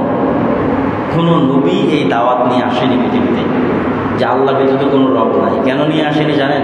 সবাই আল্লাহকে রব মানে, সবাই, হিন্দু, বৌদ্ধ, ইহুদি, খ্রিস্টান। এখনো আপনি চেক করতে পারেন, মান খালাকাস সামাওয়াতি ওয়াল আরদ, এই ইহুদি বলো আসমান জমিনকে সৃষ্টি করেছে, ইহুদি বলবে আল্লাহ। খ্রিস্টানকে বলেন আসমান জমিনকে সৃষ্টি করেছে আল্লাহ। হিন্দুকে বলেন কে সৃষ্টি করল? উপরওয়ালা, ভগবান, ঈশ্বর। তো আমি যদি বলি লা রব্বা ইল্লাল্লাহ, আল্লাহ ব্যতীত কোনো রব নাই, তাহলে সবাই মুসলমান। যখন বললাম লা ইলাহা ইল্লাল্লাহ, আল্লাহ ব্যতীত কোনো ইলাহ নাই, তখন প্রশ্ন ওঠেই যে যিনি রব ইবাদতও তারও করতে হবে। তুমি বলছো আসমান জমিন সৃষ্টি করেছে উপরওয়ালা, তো দুর্গার পূজা করো কেন? শিবের পূজা করো কেন? কালীর পূজা করো কেন? তুমি শাহজালালের কবরে যাও কেন? শাহপরানের কবরে যাও কেন? তাবিজ লটকাও কেন? তুমি বলছো যে রব আল্লাহ, তো তুমি যীশু খ্রিস্টের মূর্তি বানিয়ে কেন বলতেছো যীশু খ্রিস্ট ছাড়া আমি জান্নাতে যেতে পারবো না? কোথায় থেকে? তাহলে রব যদি আল্লাহ হয়, ইবাদত আল্লাহর হবে, সাহায্য চাইতে হবে আল্লাহ। এই জন্য বলা হয় যে লা ইলাহা ইল্লাল্লাহ, এটার জন্যই গণ্ডগোল। তো এই লা ইলাহা ইল্লাল্লাহর সবচেয়ে শর্টকাট ভার্সন হচ্ছে আল্লাহু ইলাহ, আল্লাহ হচ্ছেন ইলাহ। তো আল্লাহ ইলাহ এই কথাটা বললে দুনিয়ার সবাইকে ইলাহ বলা যায়, কিন্তু বলা হলো লা ইলাহা ইল্লাল্লাহ, সব ইলাহ বাতিল, শুধু ইলাহ আল্লাহ। সব মূর্তি, সব কবর, সব চাওয়া, সব মোনাজাত, সব দোয়া, সব ইবাদত যা কিছু করা হয় আল্লাহ ব্যতীত অন্য কারোর জন্য বাদ, এগুলো সব তাগুত। লা ইলাহা, ইবাদত হবে, চাওয়া হবে শুধু আল্লাহর জন্য, ইল্লাল্লাহ, এটাই তাওহীদ। এই জন্য শিরক মানে হচ্ছে শেয়ার করা। শিরকের ইংরেজি কি? শেয়ার, ভাগ দেওয়া, শরিকানার ব্যবসা। আমার শরিক অমুক, আমার বাপের জমিতে আমার সাথে আমার শরিক আছে, অংশীদার আছে, অমুক আমার শরিক, আমি অমুকের সাথে শেয়ারের ব্যবসা করছি। এটাই শিরক, যে ইলাহটা আমি শেয়ার করছি, শেয়ার করছি। যে আমি ঠিক আছে আল্লাহর রব, কিন্তু আল্লাহর কাছেও কিছু চাই, কবরেও কিছু দিয়ে আসি, মা দুর্গা, মা কালীর কাছেও কিছু দিয়ে আসি, পীরের কাছেও কিছু দিয়ে আসি। একাই আল্লাহর সাথে আমার সম্পর্ক নাই, আমি অনেক বড় পাপী, অনেক বড় গুনাহগার, আমি একাই দোয়া করতে পারবো না, হুজুরকে দিয়ে দোয়া করাই, হুজুরকে দিয়ে কোরআন পড়াই। খ্রিস্টানরা বলছে আমরা অনেক বড় পাপী, আমার পক্ষে সম্ভব নয়, যীশু খ্রিস্টকে লাগবে, যীশু খ্রিস্টকে দিয়ে দোয়া করাই। এগুলো সব হচ্ছে ইলাহকে শেয়ার করা, ইলাহকে ভাগ করা, এগুলো শিরক। এই জন্য আল্লাহর সাথে বান্দার সম্পর্ক ডাইরেক্ট, কোনো লিঙ্ক নাই পৃথিবীতে। ইসলামের সবচেয়ে বড় দাবি আল্লাহর সাথে বান্দার সম্পর্ক সরাসরি, কোনো লিঙ্ক নাই। আপনি যত বড় পাপী হন, যত বড় গুনাহগার হন, আপনি বান্দা কার? কার বান্দা? আল্লাহ। ওই যে ব্যক্তি 100 জন মানুষকে হত্যা করেছে, 100 মানুষ হত্যা করার পরও আল্লাহর বান্দা। যে গুনাহ করতে করতে করতে করতে পাহাড় সমান গুনাহ করেছে, ও আল্লাহর বান্দা। আর কোনো চিন্তা নেই, কোনো দুশ্চিন্তা নেই, আল্লাহর বান্দা, সে আল্লাহর সাথে একাই কথা বলবে, কাউকে লাগবে না।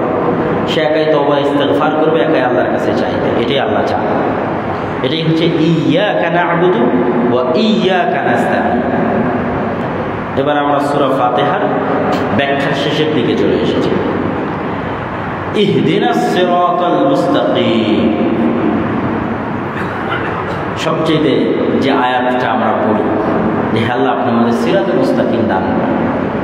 সিরাতে মুস্তাকিমের ইহদিনা, হেদায়েত দেন। হেদায়েত কি? হেদায়েত কি? হেদায়েত হচ্ছে গুগল ম্যাপ। হেদায়েত কি? হেদায়েত হচ্ছে রোড লাইট। হেদায়েত কি? হেদায়েত হচ্ছে দিক নির্দেশক। যেখানে লেখা আছে বেড়ায় আর 1 কিলোমিটার, জলসিঁড়ি আর 2 কিলোমিটার, তো জলসিঁড়ি যাওয়ার জন্য ওটা হেদায়েত। বুঝেননি মনে আমার কথা? আমি জানি না কেমনি জলসিঁড়ি যাবো, গুগল ম্যাপে লিখলাম জলসিটি, মাদানী এভিনিউ, বাড্ডা, বেড়ায়াত। গুগল ম্যাপ আমাকে বলো এইভাবে এভাবে ডানে চলে যাবে। তাহলে গুগল ম্যাপ হচ্ছে আমার জন্য হেদায়েত। বুঝেছেন কি আমার কথা বোঝা যায়? তাহলে হেদায়েত কি? হেদায়েত হচ্ছে আমি যাব জান্নাতে। কোথায় যাব বলেন? জান্নাতে। তো কেমনে যাব? এটাই হেদায়েত। এই জান্নাতে যাওয়ার গুগল ম্যাপ কি? জান্নাতে যাওয়ার পথ নির্দেশক কি? জান্নাতে যাওয়ার রোড লাইট কি? রাস্তায় লাইট নাই, গাড়িতে লাইট নেই, কেমনে চলবে? শুধু লাইট লাগবে, তো লাইট দিয়ে ধরে যেতে হবে। এটাই হচ্ছে হেদায়েত। হ্যাঁ আল্লাহ, আপনি আমাদেরকে ওই রাস্তাটায় উঠাইয়া দেন যেটা সিরাতে মুস্তাকিম, যেটার এক মাথায় আমি চললে আর এক মাথায় যায় শেষ হবে জান্নাত। এক মাথায় আমি উঠে যাব, ওটার শেষ মাথা কোথায় গিয়ে মিলবে? এটাই হলো সিরাতে মুস্তাকিম। আর এই সিরাতে মুস্তাকিমের প্রত্যেক কোনায় প্রত্যেক ধাপে শয়তান আছে। এদিকে আস, ধাপে শয়তান আছে যে আপনাকে সিরাতে মুস্তাকিম থেকে সরাবে।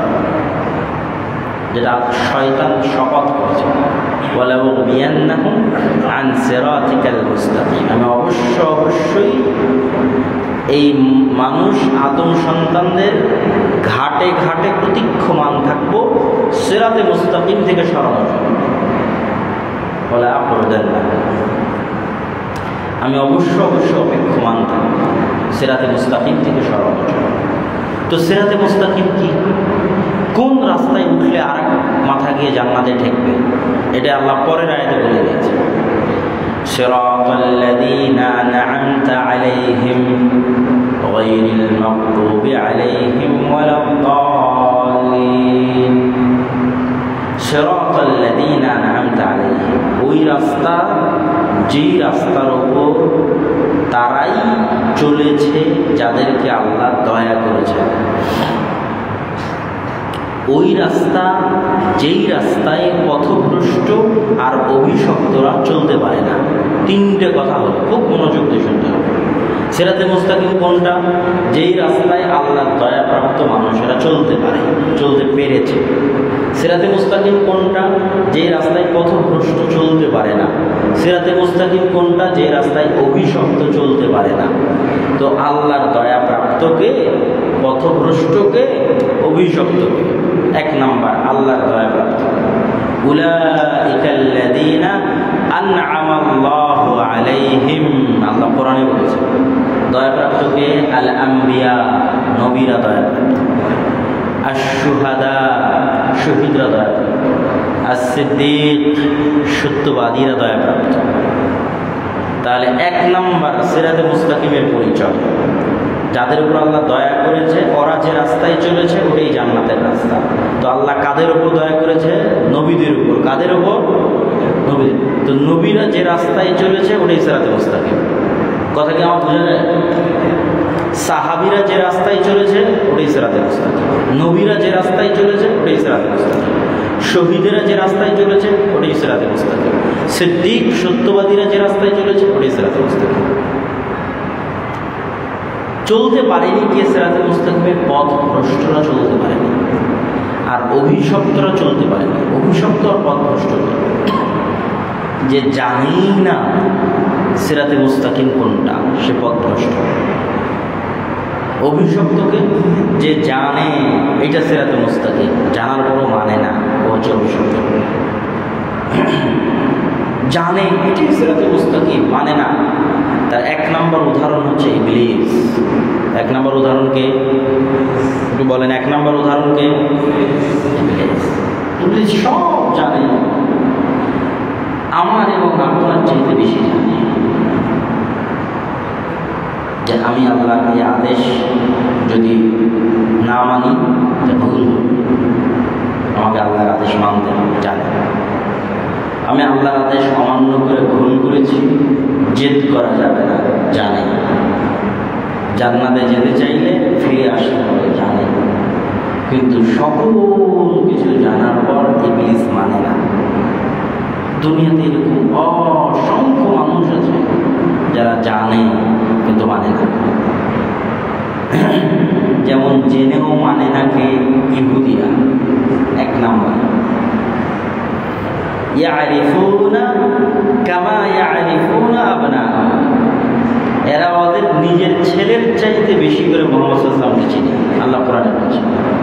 যে ইহুদির ওর নিজের ছেলেকে যতটা না বেশি চিনে, তার চেয়ে বেশি কাকে চিনে? নামাজের পক্ষে চিনে।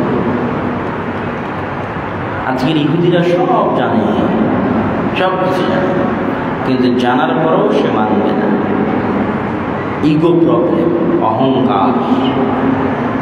বহু আপনি আপনার বাস্তব জীবনে পরীক্ষা করে দেখেন ইগো প্রবলেমটা বাস্তব জীবনে, মানে ইসলামের সত্য মিথ্যা না। ধরেন এমনি আপনার ভাইয়ের সাথে একটা সমস্যা হয়েছে, সমস্যা আপনি একটু বেশি বাড়াবাড়ি করে ফেলেছেন, বড় মুখ করে কোনো একটা কথা বলে ফেলেছেন, বলার পর আপনি দেখছেন যে এটা ভুল হয়েছে, কিন্তু যেহেতু আপনার একটা পজিশন আছে সমাজে, আপনার একটা অবস্থান আছে, তো আপনি জানার পরও সেটা মানতে চান না। কেননা আপনার ওই নামটা ধরে রাখতে হবে, আপনি ছোট হয়ে যাবেন, নত হয়ে যাবেন, ইগো প্রবলেম। এখন আমি একটা মাদ্রাসার অনেক বড় শাইখুল হাদিস, আমাকে এত এত ছাত্র মানে, আমি আমার একটা ইমেজ তৈরি করেছি সমাজে, আমি জানছি এটা সত্য, কেমনে ওই ইমেজটা ছেড়ে যায়? যে বড় বড় রাজনৈতিক নেতা হয়েছে, ক্ষমতায় চলে গেছে, সে জানতেছে এটা সত্য, কিন্তু কেমনে ছাড়ে? একটা ইমেজ ডেভেলপ হয়েছে, ইগো প্রবলেম, ছেড়ে আসতে পারতেছে। অর্থের লোক, বিভিন্ন সমস্যা, এরা হচ্ছে অভিশপ্ত, জানার পরও মানে না। জানেই না কে? খ্রিস্টানেরা। বর্তমান পৃথিবীতে জানেই না এরা যে খ্রিস্টান। খ্রিস্টানেরা দেখবেন মদ খাচ্ছে, জুয়া খেলছে, ওদের বার আছে, পাবস আছে, বার আর পাবসে শনিবার আর রবিবারে আড্ডা না দিলে সারা সপ্তাহের ইনকাম হজম হয় না। মদ খায় রাস্তাতে উল্টে পড়ে আছে। আর ইহুদিদের কাছে যান, যে দেখবেন যে না জুয়ারের সাথে আছে, না মদের সাথে আছে, না ও এই আড্ডার সাথে আছে, ও আছে খালি ইনকামের সাথে। আবার দেখবেন ওই সবচেয়ে বেশি ইনভেস্ট করে রেখেছে যারা সবগুলো মদ খায়। দেখা যাবে যে সব পাবের আর বারের মালিক ওই একাই, একই ব্যক্তি, কিন্তু নিজেই মদ খায় না, জল খায়। এরকম ভয়ঙ্কর জাতি তারা, দ্বিমুখী আচরণ। সত্য জানে কিন্তু পুরো পৃথিবীর মানুষকে পথভ্রষ্ট করতে চায়। সত্য জানে কিন্তু সত্য মানে। তাহলে সিরাতে মুস্তাকিমের পরিচয় কি? সিরাতে মুস্তাকিম হচ্ছে ওই রাস্তা, যে রাস্তার উপর আল্লাহর দয়াপ্রাপ্ত মানুষেরা চলে গেছে। তো আল্লাহর দয়াপ্রাপ্ত মানুষের এক নাম্বার হচ্ছে নবীরা। তাহলে নবীদের সুন্নাত অনুসরণ করা, এটাই সিরাতে মুস্তাকিম। সাহাবীদের পথে চলা, এটাই সিরাতে মুস্তাকিম। সম্মানিত উপস্থিতি, তাহলে পুরো সূরা ফাতিহার যদি আমরা সামারি সারমর্ম করি, তাহলে আল্লাহ সুবহানাহু ওয়া তাআলা সূরা ফাতিহার প্রথম 3 আয়াত তাওহীদুর রুবুবিয়্যার বর্ণনা দিয়েছেন, তাওহীদুল আসমা ওয়াস সিফাতের বর্ণনা দিয়েছেন। মধ্যের একটা আয়াত ইয়াকা না'বুদু ওয়া ইয়াকা নাস্তাঈনে তাওহীদুল উলুহিয়্যার বর্ণনা দিয়েছেন। আর পরের শেষের 2 আয়াতে কেমনে আমরা জান্নাত যেতে পারবো, সিরাতে মুস্তাকিম আল্লাহর কাছে চাইতে হবে, সিরাতে মুস্তাকিম কি কেমনে চলবো তার বর্ণনা দিয়েছে। সম্মানিত উপস্থিতি, তাহলে এই পবিত্র কোরআন সংক্রান্ত আমরা যে আজকে যে আলোচনাটা আপনাদের সামনে পেশ করছি এবং পেশ করলাম, এই আলোচনার থেকে আমাদের জন্য যে জিনিসটা শিক্ষণীয়, যে জিনিসটা আমাদের বাস্তব জীবনে বাস্তবায়ন করতে হবে, তার 1 নম্বর হচ্ছে, যেটা মুসলমানদের সবচেয়ে বড় সমস্যা, মুসলমানদের সবচেয়ে বড় প্রবলেম, সেটা হচ্ছে আমাদের ন্যায়পরায়ণতা, আমাদের সত্যবাদিতা, আমাদের আমানতদারিতা। সত্যবাদিতার প্রশ্নে আপনাদেরকে একটা ছোট্ট উদাহরণ দিই। আবু সুফিয়ান রাদিয়াল্লাহু তাআলা আনহু, তিনি তিনটা বড় বড় যুদ্ধ করেছেন আল্লাহর নবীর বিরুদ্ধে, বদর, উহুদ, খন্দক। তিনি কাফের এবং মুশরিকদের সর্দার। তো কাফের মুশরিকদের সর্দার থাকা অবস্থায় রোমান সম্রাট হেরাক্লিয়াস তার দরবারে তাকে মুহাম্মদ সাল্লাল্লাহু আলাইহি ওয়াসাল্লাম সম্পর্কে জিজ্ঞেস করেছিল। আর মুহাম্মদ সাল্লাল্লাহু আলাইহি ওয়াসাল্লাম তখন তার সবচেয়ে বড় শত্রু। যেমন একটা আওয়ামী লীগের নেতা আর একটা বিএনপির নেতা, এরা যেমন পরস্পরের সবচেয়ে বড় শত্রু, এর চেয়ে বড় শত্রু আবু সুফিয়ান আর মোহাম্মদ সাল্লাল্লাহু আলাইহি ওয়াসাল্লাম তখন। তো কাফের মুশরিক অবস্থায় আবু সুফিয়ানকে জিজ্ঞেস করা হচ্ছে তার সবচেয়ে বড় শত্রু মোহাম্মদ সাল্লাল্লাহু আলাইহি ওয়াসাল্লাম, বুখারী ওহীর অধ্যায়ের হাদিস। তখন আবু সুফিয়ান বলছে, আমি যদি মিথ্যা বলতে লজ্জা না করতাম তাহলে আজকে মিথ্যা বলতাম, কিন্তু আমি মিথ্যা বলতে লজ্জা পাই। তখন আবু সুফিয়ানের কাছে কোনো রেকর্ডারও নাই, কোনো লাইভও নাই, কিচ্ছু। অনেক দূরে শাম, সিরিয়াতে। কোথায় মোহাম্মদ সাল্লাল্লাহু আলাইহি ওয়াসাল্লাম আছে? মক্কায়, মদিনায়। সেখান থেকে শাম, সিরিয়া, জেরুজালেম 1200 থেকে 1500 কিলোমিটার দূরে। কোনো লাইভ দেখা যাবে না, কোনো অডিও রেকর্ড নেই, কিচ্ছু। কিন্তু তারপর আবু সুফিয়ান কাফের হওয়ার পরও, মুশরিক হওয়ার পরও মিথ্যা বলতে লজ্জা পেয়েছে। আর আমাদের মুসলমানদের কাছে সবচেয়ে সহজ পাপ হচ্ছে মিথ্যা বলা। এই জন্য আমরা আজকে এত অধঃপতিত, এত মাজলুম, এত অত্যাচারিত। এই জন্য আজকের এই আলোচনা থেকে, কোরআনের আলোচনা থেকে তো আমরা শিক্ষা নিলামই, কিন্তু সূরা ফাতিহা থেকেও তো অনেক কিছু শিক্ষা নেওয়ার আছে। কিন্তু মালিক ইয়াউমিদ্দিনের যে ব্যাখ্যাটা আপনাদের সামনে আমি তুলে ধরেছি, বিচার দিবসের মালিক হিসেবে আল্লাহর ন্যায়পরায়ণতা, আল্লাহর আমানতদারিতা এবং আল্লাহর সত্যবাদিতা যে তুলে ধরেছি, এবং আমাদের নবী মুহাম্মদ সাল্লাল্লাহু আলাইহি ওয়াসাল্লামের যে গুণগুলো ছিল জন্মগত, যেমন খাদিজা রাদিয়াল্লাহু তাআলা আনহা, বুখারীর হাদিস, ওহীর অধ্যায়ের হাদিস। তিনি রাসূল সাল্লাল্লাহু আলাইহি ওয়াসাল্লামকে বলছেন, তাকরিজ যায়েফ, আপনি মেহমানের মেহমানদারি করেন, তাসিলুর রাহিম, আত্মীয়তার সম্পর্ক রক্ষা করেন, তুঈনু আলা নাওয়াইবিল হক, বিপদগ্রস্তকে সহযোগিতা করেন, তাহমিলুল কাল, যার বোঝা ভারী হয়ে গেছে তার বোঝা বহন করেন। এই গুণগুলোর কথা খাদিজা বলছেন আল্লাহর নবী, তখনও তিনি নবী হননি, কেবল জিবরাইল এসেছে। নবী হওয়ার জন্য কেবল জিবরাইল এসেছে, তিনি নবী হয়েছেন। তার আগের গুণগুলো খাদিজা রাদিয়াল্লাহু তাআলা আনহা তাকে বলছেন যে দেখেন, আপনি আত্মীয়তার সম্পর্ক রক্ষা করেন, বিপদগ্রস্ত মানুষকে সহযোগিতা করেন, যার ঋণের বোঝা ভারী হয়ে গেছে তাকে তার ঋণের বোঝা উঠাতে, হালকা করতে সহযোগিতা করেন, মেহমানের মেহমানদারি করেন। তাহলে আল্লাহর নবী জন্মগত এই ধরনের উন্নত চরিত্রের অধিকারী। এই জন্য দলে দলে মানুষ ইসলাম গ্রহণ করেছে। আকিদা দেখে, সালাত সিয়াম দেখে না। কাবা তো আগে থেকেই ছিল। কাবা কি আমার নবী নতুন তৈরি করেছিলেন? হ্যাঁ, আমরা তো আব্রাহামিক রিলিজিয়ানের দাবিদার, মানে মিল্লাতে ইব্রাহিমের দাবিদার। তো মুহাম্মদ সাল্লাল্লাহু আলাইহি ওয়াসাল্লাম যে মিল্লাতে ইব্রাহিমের অনুসারী, তার সবচেয়ে বড় প্রমাণ তো কাবা। হজ করতে গিয়ে আমরা যে কাবায় তওয়াফ করি, সেটা মুহাম্মদ সাল্লাল্লাহু আলাইহি ওয়াসাল্লামের বানানো নয়, ইব্রাহিমের বানানো। হজ করতে গিয়ে যে মাকামে ইব্রাহিম দেখি, ওটা মুহাম্মদ সাল্লাল্লাহু আলাইহি ওয়াসাল্লামের পায়ের ছাপ নয়, ইব্রাহিমের পায়ের ছাপ। হজ করতে গিয়ে যে সাফা মারওয়ায় দৌড়াই, ইন্নাস সাফা ওয়াল মারওয়াতা মিন শাআইরিল্লাহ, ওই সাফা মারওয়ায় মুহাম্মদ সাল্লাল্লাহু আলাইহি ওয়াসাল্লামের স্ত্রীরা দৌড়ায়নি। সাফা মারওয়ায় কে দৌড়িয়েছে? ইব্রাহিমের স্ত্রী। আমরা যে কুরবানি করতে যাই, এখানে মুহাম্মদ সাল্লাল্লাহু আলাইহি ওয়াসাল্লাম তার ছেলেকে কুরবানি করে, ইব্রাহিম তার ছেলেকে কুরবানি করেছে। তো মুহাম্মদ সাল্লাল্লাহু আলাইহি ওয়াসাল্লাম আব্রাহামিক রিলিজিয়ানের অনুসারী, এই মিল্লাতে ইব্রাহিমের অনুসারী, মিল্লাতে ইব্রাহিমের অনুসারী হওয়ার দাবিদার। এই জন্য হজে যা আছে সবই ইব্রাহিম আলাইহিস সালাতু ওয়াস সালামের সুন্নাতের অনুসরণ। তাহলে তাদের কাছে তো কাবা আগে থেকেই ছিল, তাদের কাছে কাবা এবং কাবার মূল্যায়ন আগে থেকেই ছিল।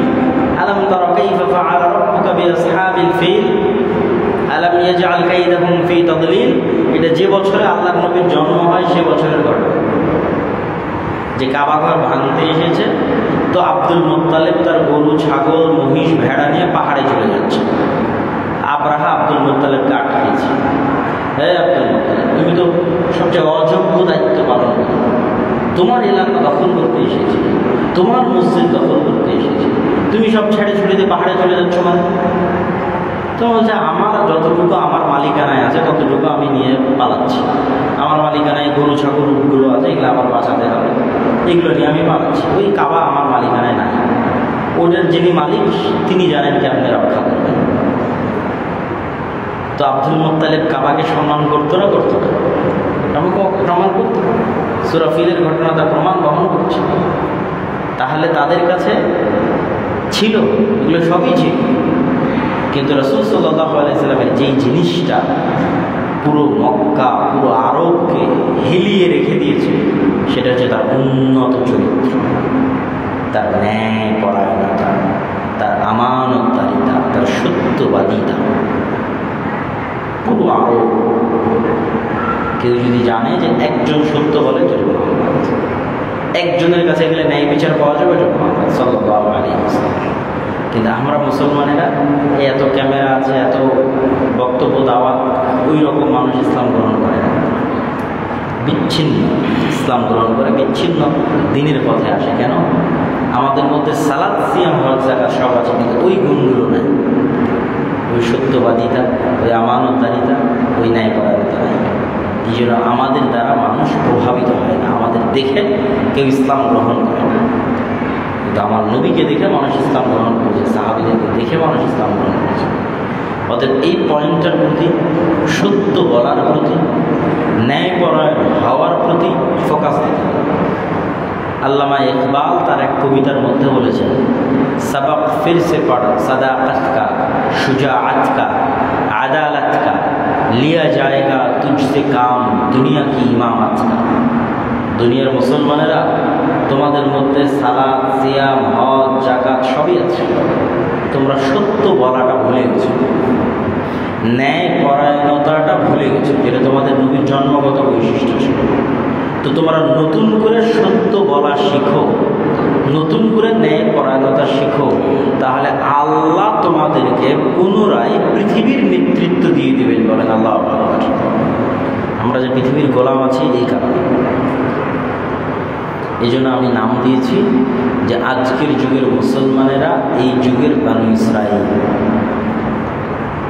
ইদানিং আমার যত বক্তব্য আছে সব বক্তব্যে এই পয়েন্টটা আছে যে আজকের যুগের মুসলমানেরা এই যুগের বানু ইসরাঈল, আজকের যুগের মুসলমানেরা এই যুগের বানু ইসরাঈল, এই শতাব্দীর বানু ইসরাঈল। কিভাবে, কেন এই কথা বললাম? ওয়াইদ নাজ্জাইনাকুম মিন আলি ফিরআউন ইয়াসুমুনাকুম সুআল আযাব ইউযাব্বিহুনা আবনাআকুম ওয়া ইস্তাহয়ুনা নিসাআকুম ওয়া ফি যালিকুম বালাউম মির রাব্বিকুম আযীম। ফিরআউনকে চিনো? ফিরআউন তোমাদের ছেলে সন্তানদের জবাই করত তোমাদের চোখের সামনে। তো বানু ইসরাঈলের ছেলে সন্তানকে ফিরআউন তাদের চোখের সামনে জবাই করত, আর আমাদের সন্তানদেরকে গোটা দুনিয়ার চোখের সামনে ফিলিস্তিনে হত্যা করা হচ্ছে। বুঝেননি মনে হয়?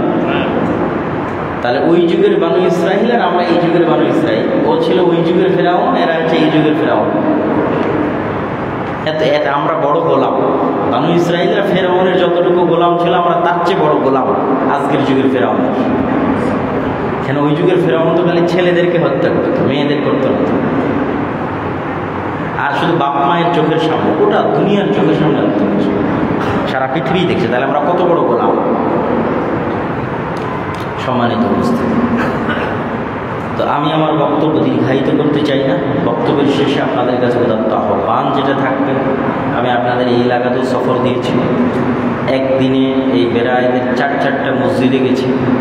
আমি জানি না আমার এই যাওয়াতে কোনো উপকার হয়েছে কিনা, আমার এই যাওয়াতে কোনো লাভ হয়েছে কিনা, পরবর্তী কোনো কার্যকরী পদক্ষেপ নেওয়া হয়েছে কিনা। মানুষ আমাদের কাছে জালসা চায়, মানুষ আমাদের কাছে সম্মেলন চায়, কিন্তু মানুষকে দিয়ে একটা কাজ করিয়ে নেওয়া যায় না। আপনি আমাকে জালসা নিলেন ঠিকই, সম্মেলন নিলেন ঠিকই, বক্তব্য দিলাম ঠিকই, কিন্তু আপনার অতটুকুই মনে থাকবে যতটুকু ছোটোবেলায় বক্তব্য শিখেছিলেন। ওটাই আপনি বাথরুমে যাওয়ার সময় ওই দোয়াটাই পড়েন, ওই বক্তব্য শেখা সালামটাই বলেন, ওই বক্তব্য শেখা সূরা ফাতিহাটাই পড়েন। এগুলো বক্তব্য ফাও। তা আজকে যে শিক্ষা ব্যবস্থা ধ্বংস হয়ে গেল, তো পরবর্তী প্রজন্মকে এই জিনিসগুলো শিখাবে কারা?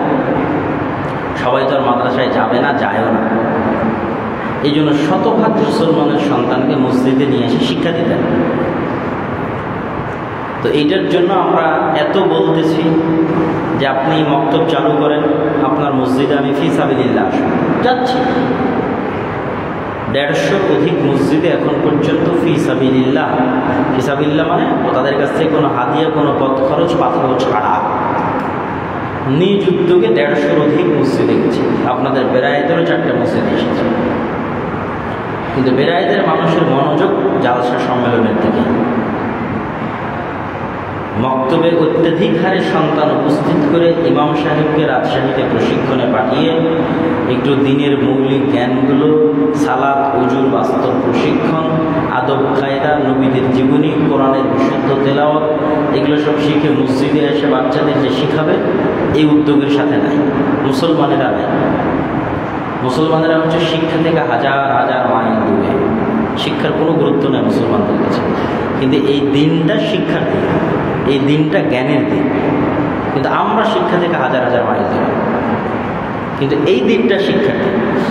বেরায়েদের রাস্তা যদি স্বর্ণ দিয়ে তৈরি করে দেওয়া হয় আর বেরায়েদের মানুষকে যদি শিক্ষা না দেওয়া হয়, তাহলে এই বেরায়েদের কাল মেডিকেলের, কাল ক্লিনিকের ডাক্তারি করার ডাক্তার ইন্ডিয়া থেকে ভাড়া করে নিয়ে আসতে হবে। বুঝতে পারেননি মনে হয় আমার কথা। কিন্তু রাস্তা স্বর্ণ দিয়ে বানানো আছে, কিন্তু মেডিকেলে ডাক্তারি করার ডাক্তার নেই। কি আছে? মেডিকেল বলেন, কোম্পানি বলেন, সবগুলোতে লেবার আছে, বেরায়েদের লেবার, বেরায়েদের রাজমিস্ত্রি অথবা বেরায়েদের পিয়ন, কিন্তু ডাক্তার নেই, কেন? শিক্ষা নেই। তো মুসলমানদের কাছে শিক্ষার গুরুত্ব নেই।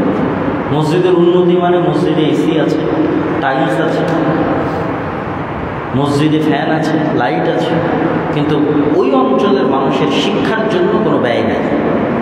মসজিদের পক্ষ থেকে কোনো উদ্যোগ নেই, কোনো ব্যয় নেই। কিন্তু মসজিদ বিরানপুরে থাকে, আপনি বিরানপুরে থাকা মসজিদ দেখে আসতে পারেন। কর্ডোভায়, স্পেনের কর্ডোভা, কোনো মুসলমান যারা ইউরোপে আছে, ইউরোপে যাওয়ার যাদের সুযোগ হবে, তারা গেলে স্পেনের কর্ডোভায় যেতে পারে শিক্ষা নেওয়ার জন্য, যে একটা মসজিদের এক ফ্লোরে 70,000 মানুষ সালাত আদায় করতে পারবে। ওই মসজিদটা এখন পৃথিবীর সবচেয়ে বড় গির্জা, ওই মসজিদটা এখন পৃথিবীর সবচেয়ে বড় গির্জা। তো আপনি স্বর্ণ দিয়ে মসজিদ বানালেও বিরানপুরে থাকার চান্স আছে, কেননা আপনার এই মসজিদের আশেপাশে যারা বাস করতেছে এরা ধীরে ধীরে মদখোর, জুয়াখোর, ফ্রি ফায়ার, পাবজি, স্কুলের সিলেবাস ধ্বংস, তাদের মধ্যে দিনের জ্ঞান দেওয়ার কোনো ব্যবস্থা নাই। এই একদিনের বক্তব্যে দিনের জ্ঞান দেওয়া সম্ভব নয়। এটা জাস্ট একটা আনুষ্ঠানিকতা, একটা মেলা, একটা বিয়ের অনুষ্ঠানের মতো, একটা পার্টির মতো। এটা টেকসই কিছু নয়। টেকসই তখনই যখন আপনি উদ্যোগ নিয়ে অত্র অঞ্চলের ছেলেরা কেমনে শতভাগ ছেলে মসজিদে আসবে তার জন্য খরচ করেন, পুরস্কার দেন, সাইকেল দেন, এমনি হাদিয়া দেন, শতভাগ যারা নিয়মিত উপস্থিত হবে তাদের দেন, বাপ মায়ের বাড়িতে বাড়িতে গিয়ে দাওয়াত দেন যে আপনার ছেলেকে কোরআন শেখাতে হবে, দিন শেখাতে হবে, মসজিদে পাঠান। ইমাম সাহেবকে এই কাজের জন্য আলাদা বেতন দেন। আর আমরা তো ফি সাবিলিল্লাহ এটার জন্য ঘুরছি। এখন পর্যন্ত 190টি মসজিদের শিক্ষককে আমরা যাতায়াত খরচ দিয়ে, আমরা থাকা খাওয়া দিয়ে 10 দিন ব্যাপী রাজশাহীতে প্রশিক্ষণ দিয়েছি এবং বই তাদেরকে ফ্রি দেওয়া হয়েছে। তারা তাদের মসজিদে গিয়ে তাদের পরিবর্তন অঞ্চলের সন্তানদের পড়াবে। এটা হচ্ছে প্রকৃত কাজ। ওই 10,000 মানুষ উপস্থিত হলো, কেউ লিল্লাহি তাকবীর দিল, আমি অনেক বড় নেতা হয়ে গেলাম, আমার অনেক জনপ্রিয়তা, এগুলো টেকসই কাজ না। এগুলো টেকসই কাজ হলে খ্রিস্টানরা এগুলোই করে বেড়াতো। খ্রিস্টানরা তাহলে স্কুল বানাতো, ব্রাক তাহলে শুধু জালসা আয়োজন করতো ট্রান্সজেন্ডার মাযহাব প্রচার করার জন্য। কিন্তু ব্রাক ট্রান্সজেন্ডার প্রচার করার জন্য সিলেবাস তৈরি করে, স্কুল বানায়, জালসা করে। খ্রিস্টানেরাও আপনাকে খ্রিস্টান বানানোর জন্য জালসা করে, আপনাকে খ্রিস্টান বানানোর জন্য স্কুল বানায়, সিলেবাসে হাত দেবে। তোমরা জালসা সম্মেলন নিয়ে ব্যস্ত থাকো, আমি তোমার সিলেবাস খাইয়ে দিয়েছি, তোমার দেশের সিলেবাস ধ্বংস করে দিয়েছি। তো আমাদের ওই মূল জায়গায় দৃষ্টি নাই। এই যুগের মুসলমানেরা হচ্ছে সবচেয়ে গর্ধব এবং বোকা। আসল যে কাজ করতে হবে সে কাজে নেই। তা আমি আপনাদের এই এলাকায় সফর দিয়েছি, এই জন্য আমি কষ্ট পাই, দুঃখ পাই যে এই জিনিসটাকে এই অঞ্চলের মানুষ এখনও গুরুত্ব দিচ্ছে না। এদের মানুষ এখনও এই বিষয়টাকে গুরুত্ব দিয়ে আগ্রহ প্রকাশ করছে না। খুব আগ্রহ কবে জুমার খুতবা দেবে, খুব আগ্রহ কবে জালসায় আসবে, কিন্তু একটা কাজ যে দিচ্ছি যে তুমি মসজিদে মক্তব চালু করো, বেশি বেশি ছেলে এবং মেয়েদের মক্তবে নিয়ে আসার ব্যবস্থা করো, তোমার ইমামকে ট্রেনিংয়ে পাঠাও, এটার গুরুত্ব নেই। ওটার জন্য আমি ফ্রি সার্ভিস দিতে ইচ্ছুক করতে, কিন্তু আমাকে 10,000, 15,000, 20,000 হাতিয়ে দিয়ে জালসার জন্য নিয়ে আসতে প্রস্তুত আছে। তাহলে এর চেয়ে আফসোস, এর চেয়ে দুঃখের কথা কোথায় থাকে? তাহলে আমি আমার ছোট্ট জ্ঞানে যেটার জন্য মুসলিম উম্মার উপকার বুঝেছি, কল্যাণ বুঝেছি, সেটার জন্য চেষ্টা করে যাচ্ছি, জানে এবং প্রাণে বলে যাচ্ছে। এটা আপনাদের জন্য আমানত, এটা গুরুত্বের সাথে দেখতে হবে, এটাকে জেহাদ মনে করতে হবে, এটাকে যুদ্ধ মনে করতে হবে। যে আপনি পরবর্তী প্রজন্মকে বাঁচাতে চাইলে এটার বিকল্প নেই। শতভাগ মুসলমানের সন্তানকে মক্তবে নিয়ে আসতে হবে, মক্তবকে শক্তিশালী করতে হবে। মসজিদের চাইতে বেশি শক্তিশালী হবে মসজিদের মক্তব, মসজিদের চাইতে বেশি সুন্দর হবে মসজিদের মক্তব, মসজিদের চাইতে বেশি জাঁকজমক এবং জৌলুস থাকবে মসজিদের মক্তবে। তাহলে পরবর্তী প্রজন্ম হারাবে না, মসজিদ আবার থাকবে যুগ যুগ কিয়ামত পর্যন্ত, দিন টিকে থাকবে যুগ যুগ কিয়ামত পর্যন্ত। তো আল্লাহ সুবহানাহু